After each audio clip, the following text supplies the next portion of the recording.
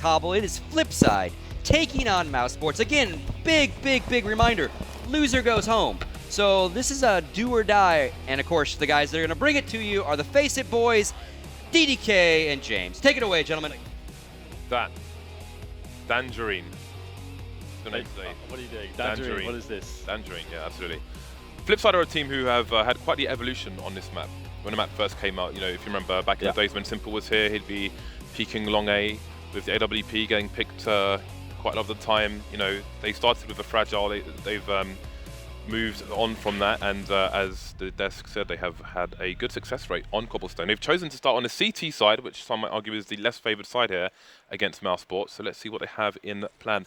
Actually, their captain Blade had a laptop full of text in there, and that was before the veto came in. So again, this is a team that we do see quite strategy oriented as opposed to firepower. He loves to counter strat, and there's a lot to say for their CT side. And first of all, we'll have to see how mousesports attempt to break the very first round. Markloff not spotted yet with the Silence USP, taking one player down. There's 2, 3, and there it is. Well done, it will finish things off with the last frag as well. That's looking pretty smooth right there. And that's a pretty simple arrow. I mean, the first man, I mean, okay, you got to check right and left, but nobody checked left, James. Yeah, and when you see the first guy go past, and the second guys are probably not going to go and double check those angles, so a fatal mistake there for mousesports. And Flipside get off to the right foot, and you saw them. I saw the guy on the end specifically shouting towards the mousesports area, so they're trying to play the psychological game down. We'll see if that pays off later on. Mousesports going to start off with the 0, going to have a bit of a buy coming in to the second round. We've got Chris J leaving a grand in the bank for an AWP later on. The rest of them going to go for the force. Yeah, and it's going to be cool to see what Nico can get done with the Deagle, actually, because sometimes if you get 1 or 2 kills, there you go. There's number 1 from Nico, a headshot straight away onto Bondik. And things start to get a little bit dangerous because Flipside, they want to maintain the integrity of their economy. That's the big goal from this round, and not to give up a bomb plant to the other team too. And already Nico is throwing a novelty-sized wrench into the works. And what else can mousesports get done? Because they are closing in on this B bomb site now. The plant looks like it could be inevitable. Indeed, Nico has got the split for his team in the drop zone. Going to be looking towards Markloff in the chicken coop there. Shara's doing what he can to try and use that statue to his advantage, but the numbers are going down for both sides. Flipside survive with 2 plays, and it shows you the difficulty of holding the drop zone. They chose to stand outside it in case there was a rush from mousesports, but the problem was that angle, there's basically one angle you can peek from outside in the connector area, and it's going to just expose nothing but your head. So you can get pre-fired in that position, which is almost what we saw there. The crazy thing is that they almost did get the plant there. With 3 kills, had they got the plant, they would have probably gone for a buy this round just to break Flipside. So already quite a lot of pressure, a lot of damage in from mousesports, keeping Flipside on their toes. And what did it just on a P250 this time around? Of course, he wants to get the AWP in play quickly.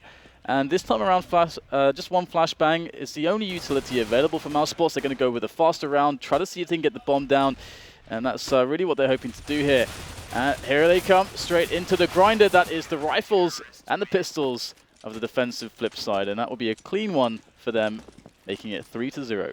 Nice play. It was very rare that you see CTs go for an aggressive peek towards team main, but knowing that the mousesports team are going to be on the eco, they got the quick information. Flashbang comes in, but weren't able to get the frags. What's important now is the buy is coming out. Chris J has gone for a Krieg instead of an AWP.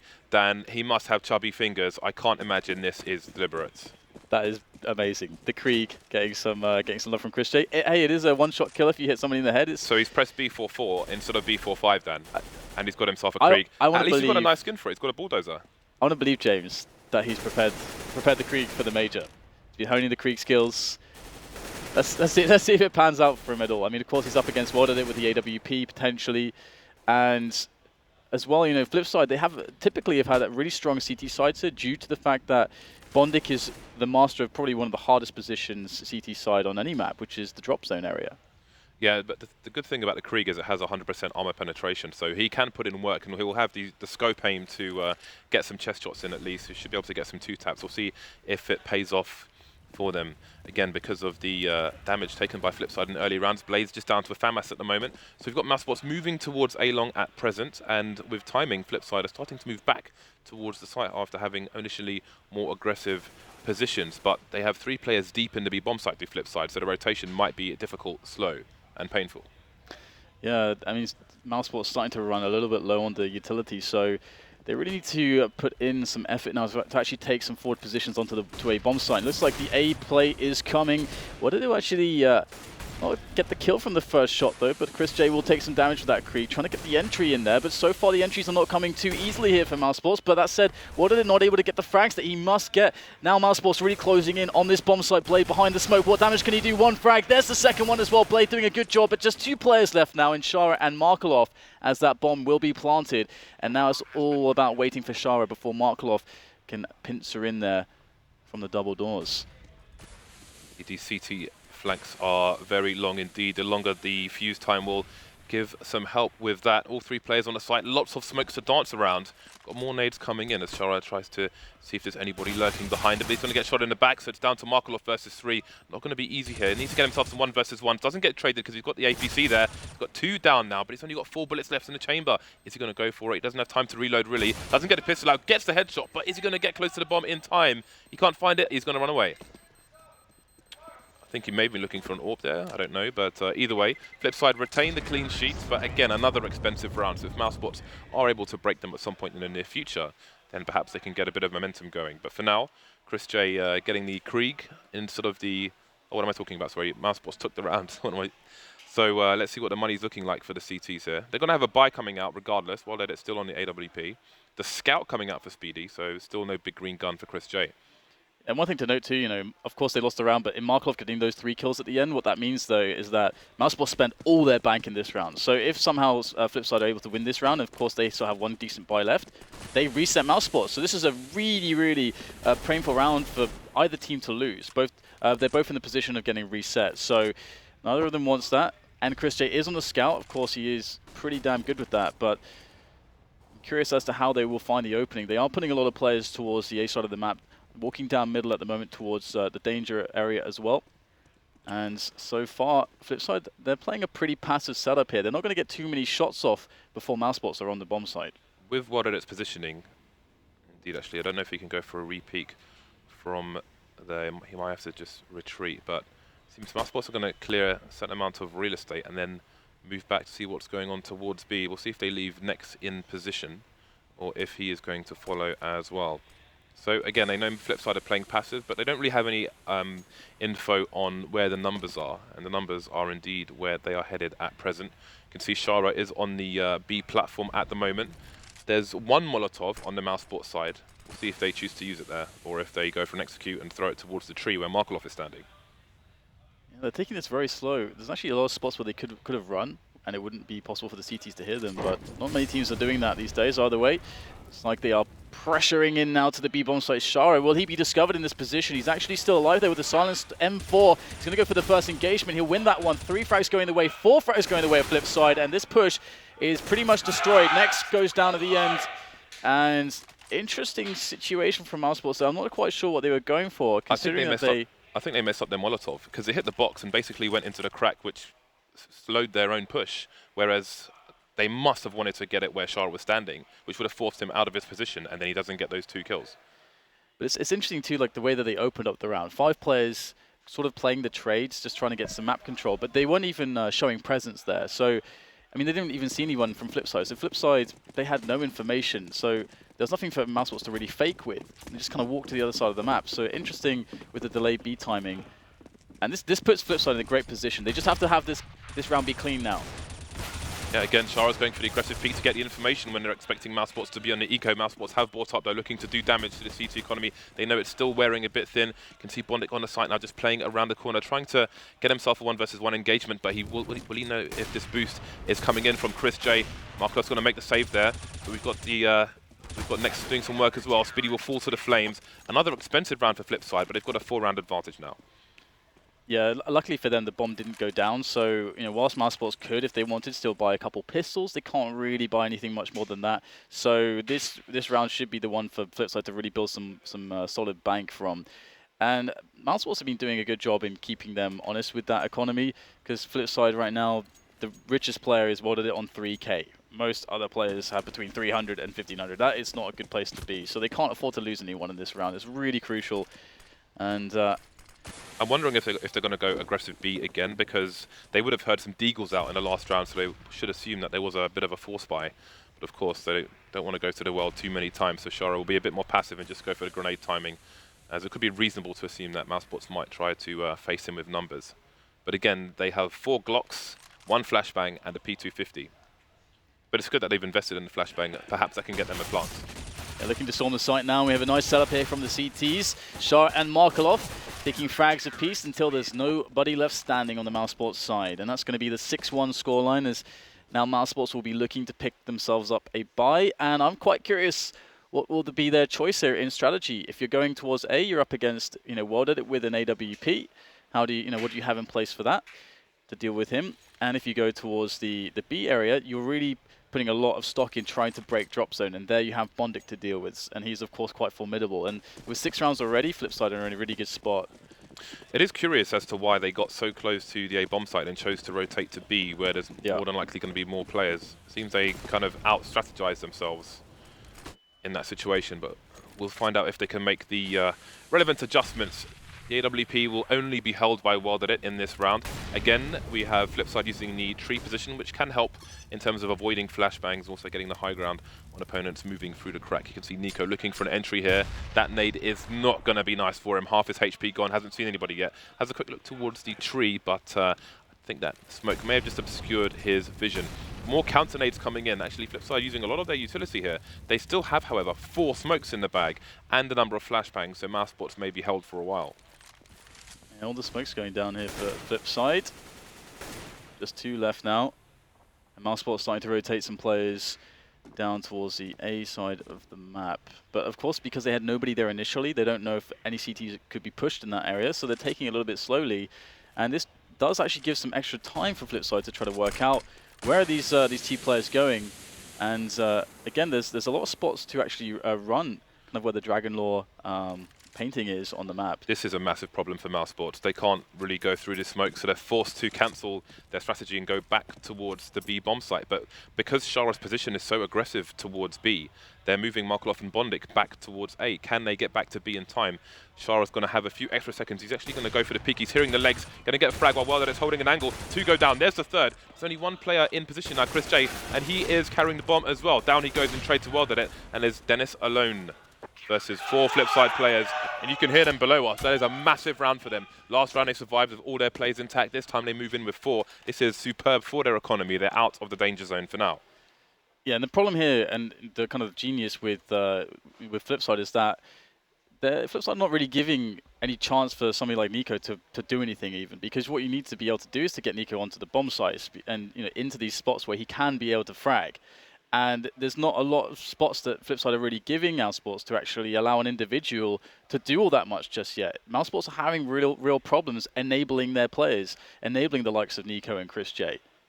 They can't even, I mean, we haven't really seen much damage coming out of the platform or much approach from there. Same can be said when they're pushing in towards A. They seem to be very passive towards the start. Then they go for the big hit and they walk straight into the setups. It's as if we're seeing a complete control out of Flipside. Yeah, but we've seen 2 rounds now where, again, mousesports, they went all the way towards A. They had control of danger and relevant areas towards the bomb site where they could go for a split with their entire team. They didn't see anybody. They didn't make their presence known. And then they all moved back to B where they had no map control, no information as to where the CTs might be. And it didn't work out for them. Then they basically did the same thing in reverse, but because despite throwing so many Molotov's flashbangs towards the B bomb site, Flipside still had 4 smokes. So with perfect timing, they moved back towards A, and they get smoked off from the underpass. They're not willing to go to even put 1 person through there, so they just all walk back. And because of the map control they've lost, you saw Flipside had their aggressive positionings on the balcony, on the platform or plateau, if you will. Initially, then Shara moves up close, hears them running because they're running out of time because everything is not working out for them. So, yeah I mean, Flipside are playing a doing a good job of the tactics at the moment. And that's kind of a funny thing too, because Flipside are allowing mousesports to undo themselves. Because you're saying, because there's no presence, like usually presence can, if you provide presence, you know, if you create some sound, if it's, you know, to the CTs it sounds like, okay, there could be 1 or 2 or 3 terrorists in that side of the map, you're forced to potentially use smokes. And on a map like Cobble, it's actually quite hard to push for information. So that's can be even more powerful then, because it's hard to then actually confirm whether or not those guys are actually there. So by providing the presence, you force them to use nades and maybe even fall back into more passive positions. Then they have even less information, and their rotation will be even slower because they know it's going to hit them with less time in advance. And right now, as you said, Flipside, they're able to just sit back and just not have to deal with any of that, because they can keep 4 smokes alive till the really late stages of the round. That tells you that mousesports are playing it incorrectly. 6th round lead. mousesports have bought a number of items and left themselves with an average of about $2,000, which is a discussion, I think, that you know, can go further, but there's a time and a place. So we can see they've got 3 flashbangs and a smoke, so it looks like they will be trying to get a bomb plant down in this round towards the B bomb site, perhaps with a split through the drop zone. And indeed, they've taken the drop zone now, so the split is on. Here we go. Got Markov behind the boulder. Shara close as well, trying to hold players coming from the platform area. There are the first couple of frags going the way of Flipside. Looking not too shabby, actually, for mousesports. 2 players in, though. Forward position. The bomb goes down, but all that's left now is Dennis, and Blade is in a much too advanced position for Dennis to have time to get himself a chance at a frag as well as a bomb plant. But at least the bomb goes down, and that's some extra cash in the bank for mousesports. However, so far, they've not shown that the cash in the bank is helping them, because when they get the chance to play the weapons, their strategies seem to be a really big issue. Well, now they start with 6 to 7k, so Chris J is not going to buy the Krieg on this occasion. In fact, it will be double ops coming out from mousesports, so it looks like they're going to go for a picking play. I'm curious as to double op on T side of Cobble. Really interesting, actually. I can only guess they will perhaps hold outside A long to begin with, and then maybe start to move in to try and get a pick, and maybe one on the plateau towards B as well. It would be really nice to see, you know, a player like Nico, enable him on platform and get him to at least bait grenades out, and, you know, get him into a spot where he can start fragging. That would be really good to see. But it is indeed Nico, who is towards the B side of the map at the towards moment. A long, yeah. But Nico is playing quite passively at the moment, and looks like mousesports are going to go for finally some positional plays, trying to take away some map control away from the CTs, but welded it. He's yet to really be challenged, and this is going to be interesting to see if he's going to win these first duels. Are the pop flashes going to be good? He's got a great angle, but he's going to miss the shot towards the elbow of Chris J. Welded it, though. He's going to get the support. The flashbang's good, and welded it. One after another. 2 players down already. mousesports in a huge degree of trouble. Marvelous. Chris J, he's got no support now. Does he go and commit, or does he fall back? We've got the trade coming in next, and Blade. Nico is still alive now, and he's rotated as well. But Flipside are all over this. Yeah, it's a 4 versus 2. The flankers coming in, which means they can put the... well, never mind, they're all going down. So we're down to a 2 versus 2. Nico's got 12 HP, so it's got to be careful. There is a player on the site holding a passive angle. That is Bondic. So he's just going to be waiting for a plant. With 2 ops as well, this is going to be very hard for mousesports unless they get a pick with a Flipside player moving out of position. Shara's just holding the flank, which means it's down to Bondic. Is he going to have to hold an angle where he can see them going towards the door? He can't really, but Chris J looks like he's about to walk into Bondic's reticle. And this is going to peek where first? Well, he gets tagged in the shoulder. But where is the second player for Flipside? That is the question mousesports are now asking. And Bondic will finally go down. 10 seconds left to go for the plant. Shara gets the kill and the second one as well. And it won't even need to be playing the time there, because both frags will come his way. And it was quite smart of Chris J to take that angle along the APC, because that spot where Bondic was hiding is, if you're out of time, you're just going to pray that no one's there. You don't have time to check everywhere, but he did take a really good angle. But mousesports not with much time there. It was great positioning from Wilder. Again, if the passive angle he had previously, where he was basically in the A bomb site, doesn't allow him to go for the repeaks, but because of all the little corners, nooks and crannies, when he's closer towards danger, he can repeak for days. And while crouch peeking was nerfed with that massive AWP nerf, at that kind of range, he can go for the fast crouch peeking, similar to before. Paid off for them. Looks like we're going to have a fast play from mousesports. We do have another buy come in. There's a UMP and a Galil in play. And again, the nades are absolutely wrecking at the mousesports side now. Nex has left the building. The rest of his team look committed now. Got the nades and Molotovs come into where Markov was previously. But again, Flipside keep changing things up. Yeah, this is everybody from B platform right now. On Flipside, have everyone in the bomb side. This is going to be very difficult for mousesports to pick up the kills. Bondic will take down Dennis behind the smoke. And now it's a 5 versus 3 as we have Nico trying to work with his teammates here. He's going to be boosted up onto the tree position, and he's going to have to do so much work by himself. Nico, there's one frag. He needs to get more than that, trying to get himself that third, but it's not going to go his way. 3 players even still left standing for Flipside. That looked way too convincing, with no way to split the defense, with no one going drop zone. It looked as though they made it all too easy for Flipside. It sounds like a strongman invitational in the Flipside camp. Massive shouting after big rounds. I've never seen so many flashbangs. The mousesports initial push was slow because they had loads of flashes flying in. They were stuck on the plateau for a while. Then all the wall of smokes comes in. Boosts attempted, but there's a 9-round lead. Flipside are stomping all over this. Bear in mind, if mousesports lose this, they are done. They are going home. They are having early baths, and so on and so forth. So we have an AK and armor onto Nico. The rest of his team just down to pistols. Again, we've got a few flashes, a few smokes. Well, then it's going to see the information. We'll see at least 2 players coming the way of Blade. He's going to get a nice smoke down there and punish the players for going through the smoke. Chris J first with the bomb. That's a complete disaster. Next going to trade after 2. Yeah, having to run through a smoke like that is not good times, especially against an M4A4. And this round looks done and dusted at this point. You got Wadadet taking down Spiddy. Bondic is towards the bomb, and that is that. 11-1. mousesports seem to be in such a terrible position at the moment. The CT side for many teams can be the harder side to play, but of course we saw Flipside picking the CT side. They're so well versed on this map. They're so confident. You can see why. mousesports have a lot of work to do, and what the problem as well is that they haven't really found anything that really works. The fast pace doesn't seem to help them out when they're going for the pick-based plays, doesn't seem to help them out when they're trying to take map control, use flashes against, you know, well did it. He's on point. Where is the solution here? Dennis has 1 kill. Spiddy has 2. Chris J has 4. That's not the solution, Dan. No, indeed it is not. So what is the play from mousesports here? Nothing whatsoever has worked for them so far.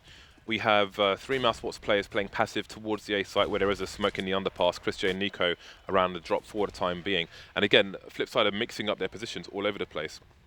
Shara was playing on the plateau, now he's playing underneath the crack in the wall over there. Blade was playing towards A long, now he's playing close, having a look at the doors, and he's got Wadadet to cover his angle. And Flipside, that's something that they're really good at doing. Like on a cache A, for example, on the T side, they'll have 2 people peeking the angle while they're in the back with the AWP should things go a bit bad. So Shara's moving into a more aggressive position now as the time continues to tick. There's 1 minute on the clock here, and mousesports are starting to move towards speed with not much information. Yeah, and considering how late this is, and it's already 11-1, they need every single round. Nico has actually found himself in drop, so this is pretty good because, you know, Nico, being one of the power players for the team, he's going to be able to, you know, bust through if he finds a good timing and do a lot of damage, maybe to the CTs that could be distracted from the push that comes on platform. That's what this is designed for. It's all about the coordination from mousesports. They must make this work. And here you go, the smoke goes off on drop zone to buy the CT some time here as the push comes in on the platform. And these smokes are doing a pretty good job at isolating the CTs, and Nico's still in position by drop. This round looks like it could go quite well for mousesports. They just have to hit the shots at this point, but Bond is going to go straight through the smoke. He's discovered Nico still lurking in there. And it looks like the bomb will finally go down. 4 versus 3 now in favor of mousesports. Nico is flanking the players, though. He is behind the door in the connector, as you can see there. So we might have very few Flipside tactic players left. Going for a 2-man spray down. Won't find it, though. Getting traded. The T's finally double their score. 11-2 in favor of Flipside. 3 players surviving for the T side. Chris J continues with the AWP, which will be really important. But Flipside not short of money right now. So we only have 2 rounds remaining. Double ops coming out for the CT side. Markolov going to pick one up. That should be special. We'll see where he is headed. A rare treat, perhaps. It's funny because at this late, you know, you've got 1 round that actually worked much better than the others. They managed to slide Nico into that drop zone. I'm almost would be surprised if they didn't go for a similar kind of round, as that was the most convincing that we've seen from them. But perhaps, you know, Chris J, if he can get a quick pick here towards the B plateau, that's going to make life easier for them. And Flipside playing a little bit more aggressively towards A long this round as well. Markolov being boosted up on the A platform. Chris J's double scoped in now. He should see the arm if Markolov continues to move. It should be a free kill. But is he willing to hold his angle? It's actually really hard to see through those grenades, which is why you can see them used on Dust 2 to move into position. But there we go.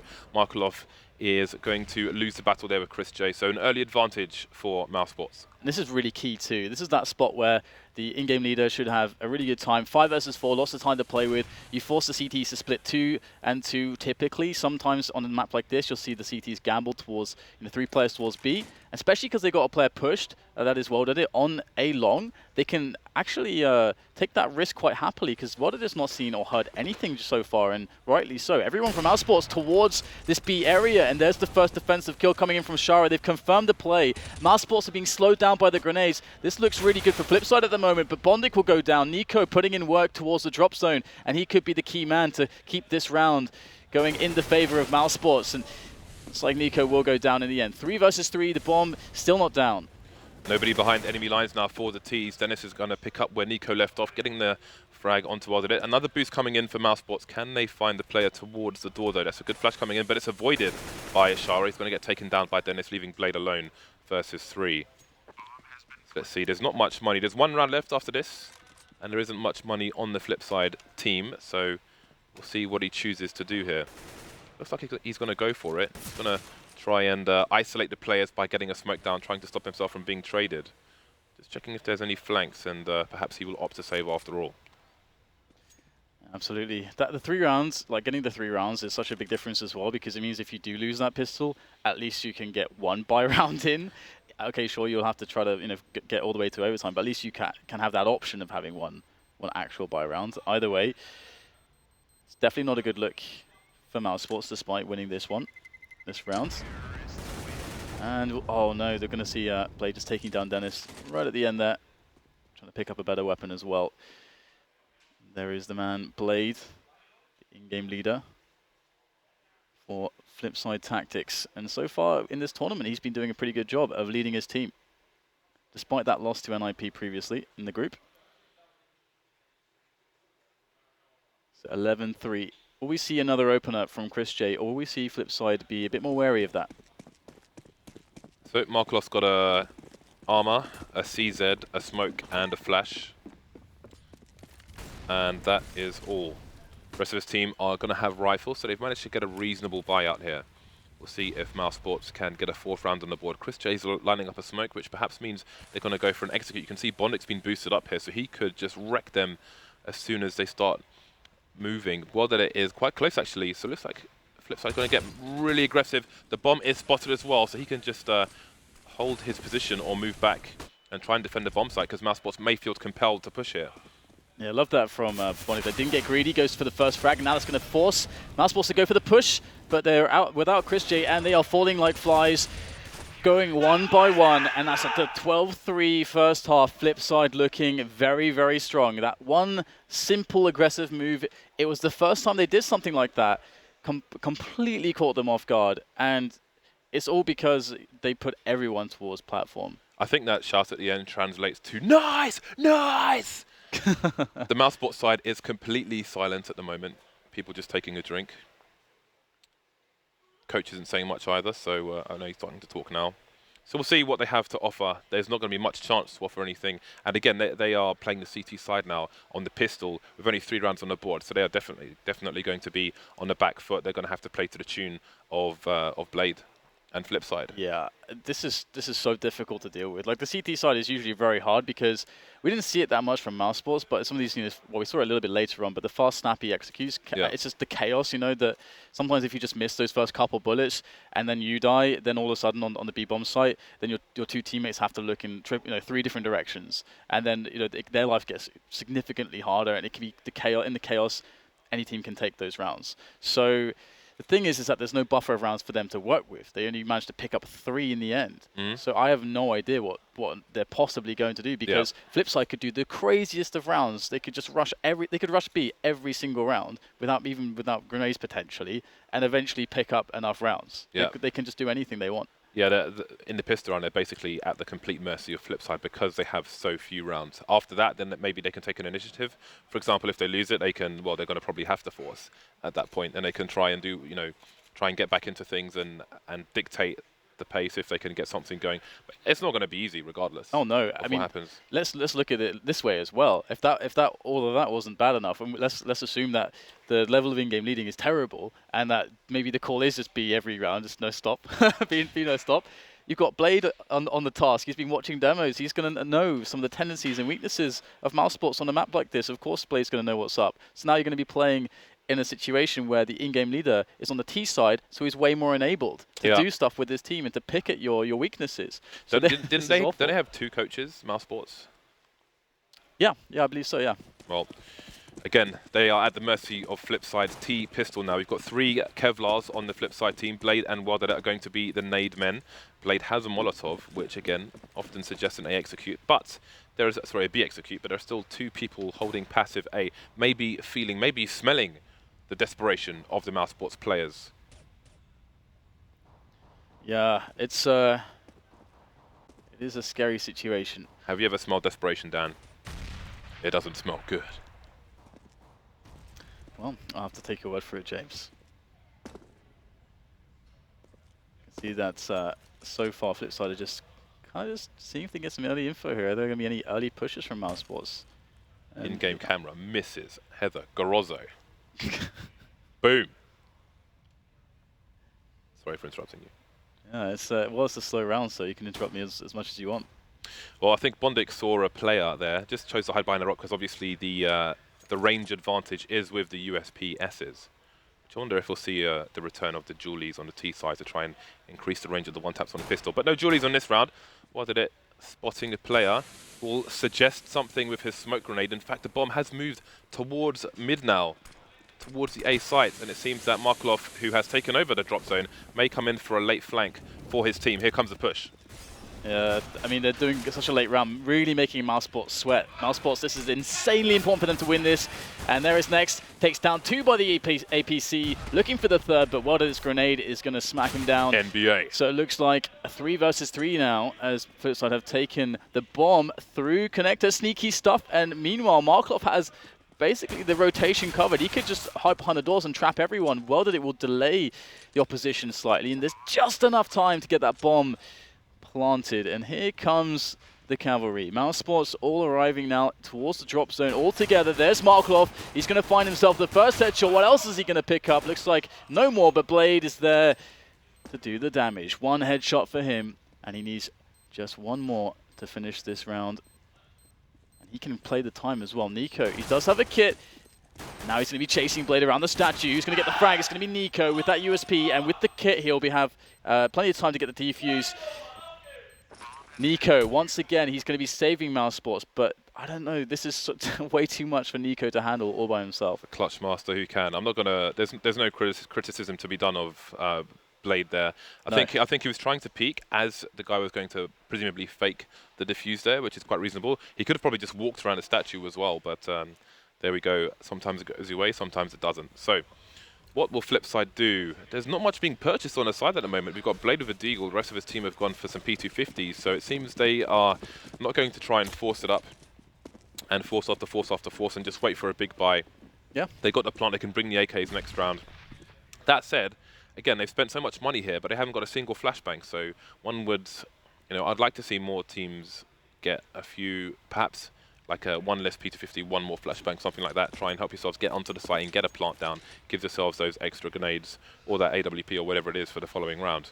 I like this too from Flipside because essentially, you've got a team which they're going to play strong buy rounds, or their buy rounds will be stronger than let's say teams that really focus individual skill, whereby if you pick up the pistols, if you do go for a force and play a faster round, the individual skill comes more into play, and surviving the chaos comes more into play than the tactical concerns. But Flipside's a very tactical team. When they get those AKs, they're going to be able to have a huge impact. Ooh.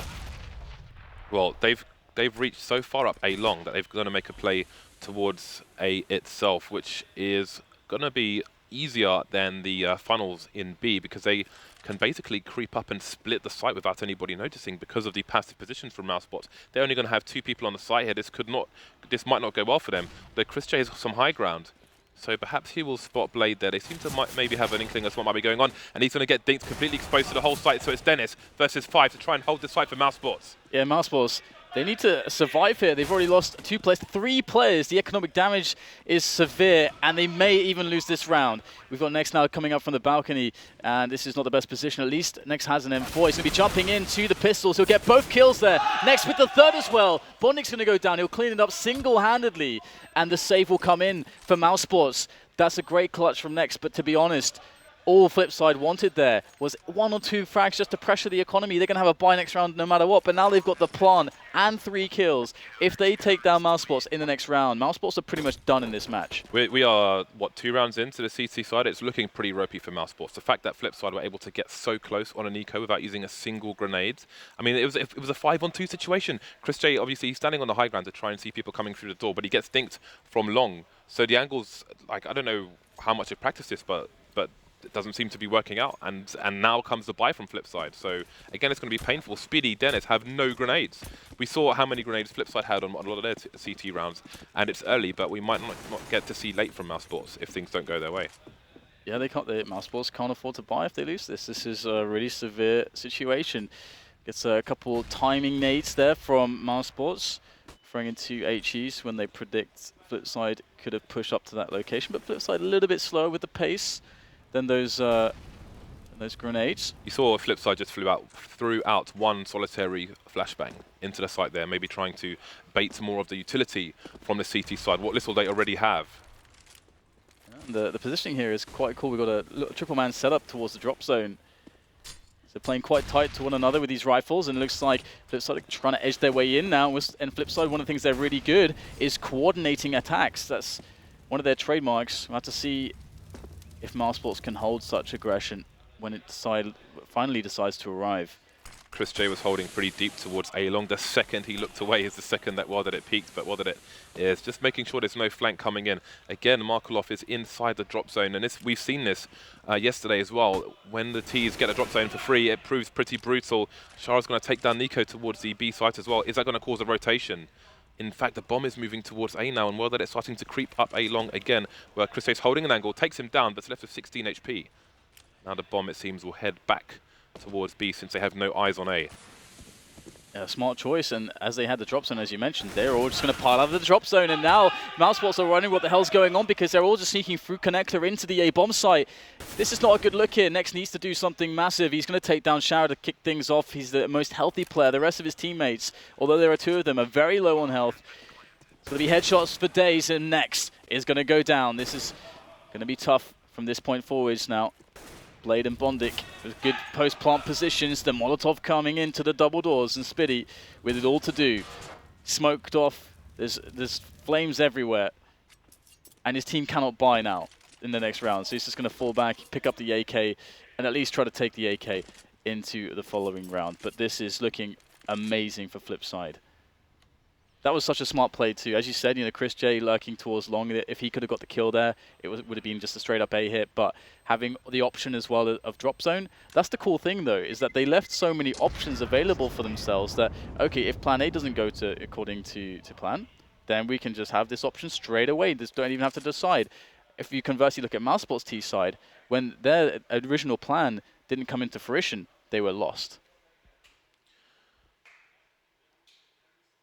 Looking at the mousesports team, and it seems there's a bit of a force going on. Nex and Chris J have currently got 2k in the bank. Spiddy, Nico, and Dennis have bought up. So they're going to have 2 rifles in play. Nico's going to have the second one. Dennis going to continue with the AK-47. They've got 2 smokes, no flashbangs, 3 HEs. I don't know if you favour flashbangs over HEs in this situation. If there's a play towards B, then those HEs can come in handy because it is quite the choke points. But we do have a triple stack towards the A-long area, and that's where the majority of Flipside are going, so maybe mousesports could get something done here. It's going to take some nice shots, sure, but they got players in the right position, and there you go. Dennis picks up the kill onto Bondik, and the bomb is down towards the A site, but that said, Blade is, found themselves incredibly forward positions. This is going to be tricky for mousesports, because they might have no idea about this. Oh, but Chris J's flanking, and the bomb is down. He is about to spot it, I do believe. Indeed, he sees the bomb there, and now Flipside are in a very sticky situation indeed. Mousesports have 3 rifles, could pick up a 4th. Down goes Walden as well, so just Blade and Markelov remaining. There's a lot for them to do. Blade's putting in work as well. They can get themselves in some 1 versus 1s and get right back into this round. bomb is going to be collected, and Spiddy's been spotted. So the only question is now, where is Nico? They can move together to try and trade, and they'll need to because Markov has only got 16 HP, but Blade is going to trail behind just to make sure nobody's going for the flank, but he should be coming in to join his teammates surely because he's got the bomb and less than 20 HP. Yeah, this is looking quite interesting with 30 seconds left. Flipside will have to get themselves a move on, starts to be a bit more hurried. And here you go, Blade, moving up first. He's going to spot one player. That's a really big deal to spot one of the two players already. Blade just going to try to challenge for the kill. Nico's going to spray them both down as they line up. So Nico will end things there. But I think mousesports should have been able to pick up that round more cleanly after the initial openers. There was a situation where we had Nex behind Blade, and Blade wasn't looking for about a second, and he just whiffed all his shots. Blade could turn around and kill him, and then Blade got a follow-up frag. And they nearly won the round because of that. So a bit of sloppiness from mousesports in that round, but they win it nonetheless. Doesn't matter if it's sloppy, they just need to get the W here. It's all that counts. Two-man spray down from Nico, ever the talisman for mousesports, who still trail Flipside by 7 rounds. Flipside, though, reduced to the pistols, and we do see that one flashbang coming out from them on this occasion. Mousesports don't want to lose any players right now.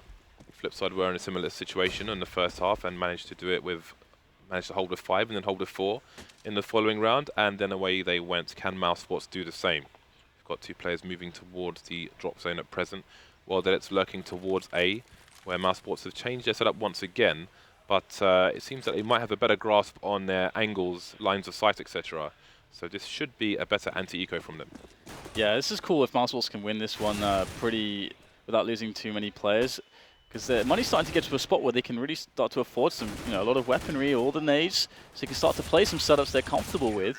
And indeed, they're going to clean things up with 5 players still left alive. So this is, they can enter the realms of comfort somewhat when it comes to their buys, which is really, really nice. The only downside, of course, is that Flipside only need 3 rounds to win. So we're going to see Flipside buying up in this one. And they don't actually have enough money for the full set of grenades, and there's only 1 Molotov as well. So Flipside probably will play a faster round just because they have less utility. So Flipside start with 4 people heading over towards the B bomb site. You do wonder if that Molotov will make its way over towards the end of plateau, which is something mousesports failed to do, or if it's going to go towards the tree a bit later on. We will have to see again. Chris J's playing aggressive long A on his own, but he's not going to be challenged just yet. Flipside will hold their angles and give mousesports an opportunity to serve themselves up on their respective planks. But for now, both teams will be holding formation. We'll see around what time Flipside start to move ahead. They've got 3 people around the platform at the moment, even passive towards plateau. Got Bondic holding an angle just in case any boosts come in. That would be where their head would appear, and it would be promptly ripped off by the man himself. Got flames for days at present. Minutes on the clock now as Markov starts to move into the drop. You can see Nico, I can see Nico on my screen just repositioning there. So they're changing the setups on mousesports as they're starting to get a bit antsy, and that's going to be perfect. Nico able to actually provide some support to Nex here to get the double-man drop defense. And with that panning out for mousesports, Flipside are going to change their plan up. They're going to go straight for the A hit now, and got Dennis in a very key position here by the APC. Flashes come out, smokes go down to make life difficult for Flipside on the approach. Chris J on the site as well. This mousesports defense looks very formidable. Lots of time bought for mousesports to rotate in for the A defense, but once again, they're going to be circumvented as the bomb is making its way down connector into the B bomb site. So mousesports rotating too well, perhaps too much, as the bomb can find its way onto the B-bomb side. But that 2 versus 4 situation, which should inevitably be happening, it's going to be tough to deal with. But that said, well did it. This time doing a bit more damage than the previous round that looked like this. He held the entire team there until the bomb was planted, and they still have 2 people trying to take him down because his angle stops him from getting into the door. Nico's still having to hold there. Well, that it is line dancing for club and country right now. Finally goes down, and mousesports can start the push. They've got 3 players, man advantage, 2 kits as well. Make that 2-man advantage. Bondic only has 9 HP. How much damage can he do to the CT side? Down goes Dennis. The bomb's not far from him either. Doesn't have any Molotovs, which would be great. The defuse has to come in now, and Nico will hold the angle, so mousesports just about survive the test. Flipside are doing some Metal Gear Solid level stuff where they're just walking around in boxes and passing the defenses down. That was so cool. It's really cool to not only see that once from Flipside, but it happened twice there. That's really awesome. Of course, we saw it first on the pistol round. And just the cognizance from the team to understand that they're able to just hit that play up straight away is really cool. And now we're going to see that 13-8. So mousesports is barely scraping a win there, but the bomb did get planted. So Flipside, perhaps a little bit of a quasi, just a few pistols for some damage onto the economy of mousesports before we then see the buy in the following round. So mousesports starting to claw some rounds back, but it does still feel like the Flipside victory is somewhat inevitable. Yeah, Nico's doing a lot here. He is pushing them forward on a flaming chariot at the moment, but I don't know if it's going to make it to the finish line and the adoring fans, the flowers, the petals, the sandals. Down goes Shara. It is Flipside on Eco once again. Markelov has the flashbang. Other than that, we've got pistols here and there. Blade favouring the Deagle once more. Again, damage is going to be the name of the game here. I think a bomb plant would be a bonus at this point. See that flash get used now again. We've got Wilderit lurking towards a 15 HP, but he's got a Tech 9, so again, damage can be done. No damage done as of yet, though, but Speedy's down to 1 HP. Down to a single pixel of health. And Flipside are now running right over towards the A bomb site. We've got Markelov and Blade. I don't know how they've got to this position, but they've managed to take Dennis down. Again, Speedy on 1 HP. This could get a bit tricky. Chris J on the site, however, so he's going to try and stop the plant from coming in, but he's got 2 people to face. He isn't going to get traded just yet, and Blade gets finished off. Shot straight in the head. So mousesports closes the gap to 4. Indeed. And their economy is looking better and better, so they're okay to take a hit or two in some of these rounds, losing a player or 2 or sometimes even 3. But now Flipside, it's been a while since we've actually seen them play out a round where they had a lot of cash, and that's going to be this round now. There's a lot of money there, and they've got everything, all the bells and whistles. We've got the AWP on Wilderit, 3 Molotovs, and 4 grenades on most other players, so I'm quite curious as to the selection of strategy from Blade. Yeah, I think the official Blade pressure is coming up very soon. So this time there's a complete change in format from mousesports. Chris J on Yorp is going to be over towards the B bomb site. Dennis basically ran all the way down long without peeking towards statue and then ran all the way back. Is Shara AFK? Are they having an issue there? He's right now he's alt tabs completely, or his game isn't working. So okay, so any strategy that Blade would have been trying to run this round, they're not. I think he had a TeamSpeak issue. He was fiddling around with TS, not Terror Squad, Dan, TeamSpeak. So leave Fat Joe out of it. Bit of a delay then for this one, but it looks like they're going to decide to keep it simple because they gave up a lot of time early in the rounds, not really gaining much, playing very passively whilst they waited for Shara to get back in the game. So now it's going to be a lot of pressure in towards drop. See what they can do with the time they have left. Indeed, that might set off their timings because you often had Markelov moving into the drop zone. Yeah, exactly. Around 1 minute. He's actually just moved into there now. And this time it doesn't look like mousesports are positioned to go for the pop flash. But you saw last time they went for a pop flash, they faced the drop with 3 players, and that caused Flipside to move quickly towards A. And what is actually alone with the AWP towards A long? He's actually going to back out a little bit now, but it's quite interesting to see if he was going to push that by himself. It does still look like he's going to be pushing in towards A alone with an AWP, which is kind of sick, to be honest. There's 2 players in that vicinity too, one on a close angle. That's going to be really hard for Wilderit to deal with, but the push is coming in onto the B bomb site whilst this is happening. We've got a lot of damage going in already. Chris J onto Shara, and Markov trying to make his way through that drop zone. Not too successful, but Blade will pick up the pieces, and now we'll have finally enough space for the bomb to go down, but Nico in a 1 versus 3, spamming around the corner there of the boulder. Very hard to kill that player, and it looks like Blade will take him down. 13 rounds on Flipside's side, now going to 14. That pressure, it's closing in on mousesports now from all sides. Saved by Mother Nature. That tree took licks in that round. 2 rounds away from victory, 2 rounds away from elimination. Our mousesports Flipside looking very good, all good in the hood at present. But mousesports, with the number of rounds they strung together, will have another buy in. So we've got Chris J on the AWP once again. This time Dennis is going to the mid area. Not going to peek the door though. And it seems Flipside are going to go for a super fast play towards A, B. We've got nades for days coming in, the flashbangs, and Markelov is charging forward. No frag to him yet. Chris J is in position.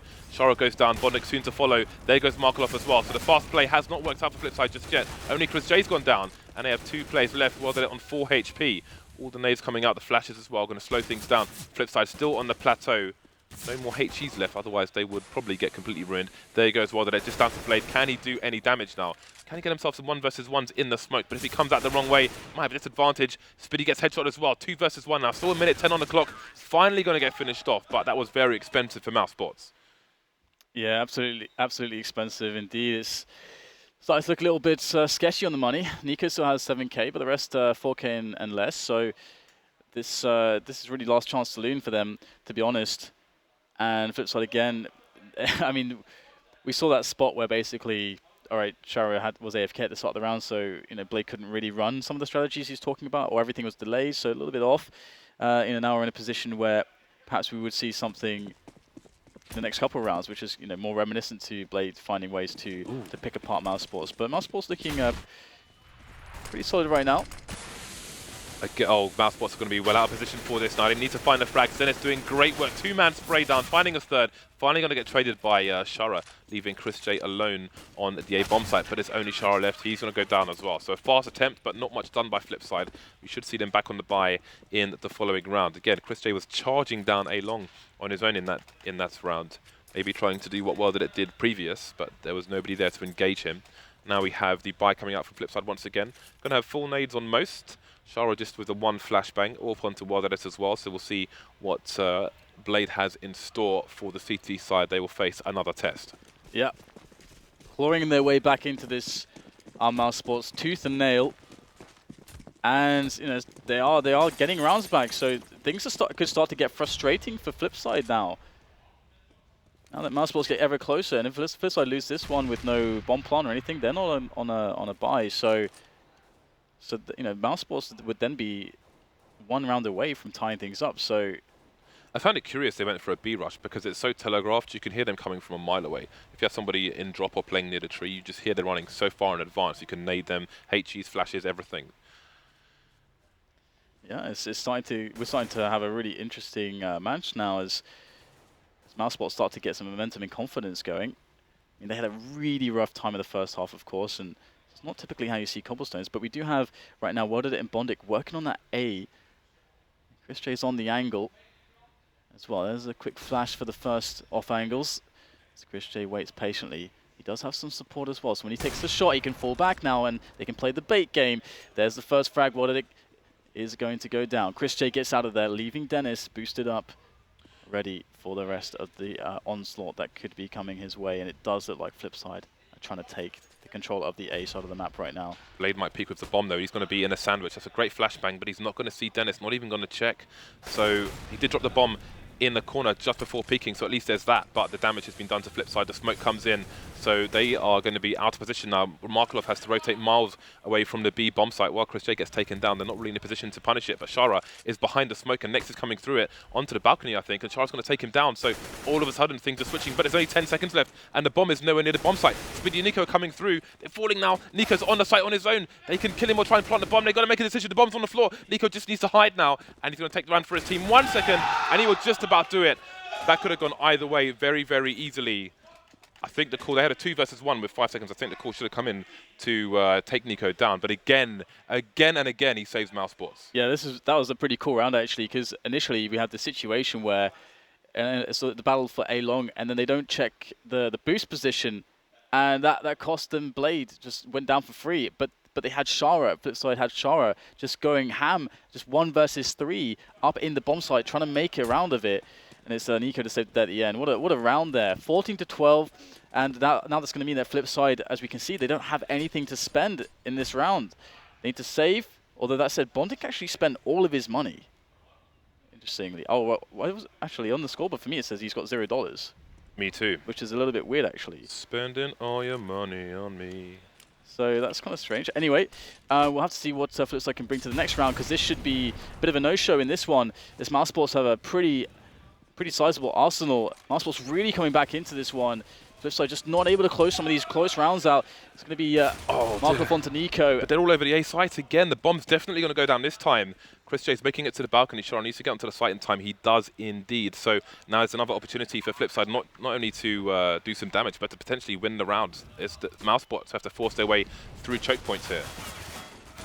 And it's proving pretty easy for them. Of course, these players have no armor, so Well, Speedy's got 13 HP, but the bomb, or Blade has the cross, doesn't get the angle, but again, he's done some good damage as mousesports bring the gap to 1. I can only imagine that Bondic maybe died by the world there, so he got 0 income for suiciding, so maybe he fell off something or jumped and died, or naded himself.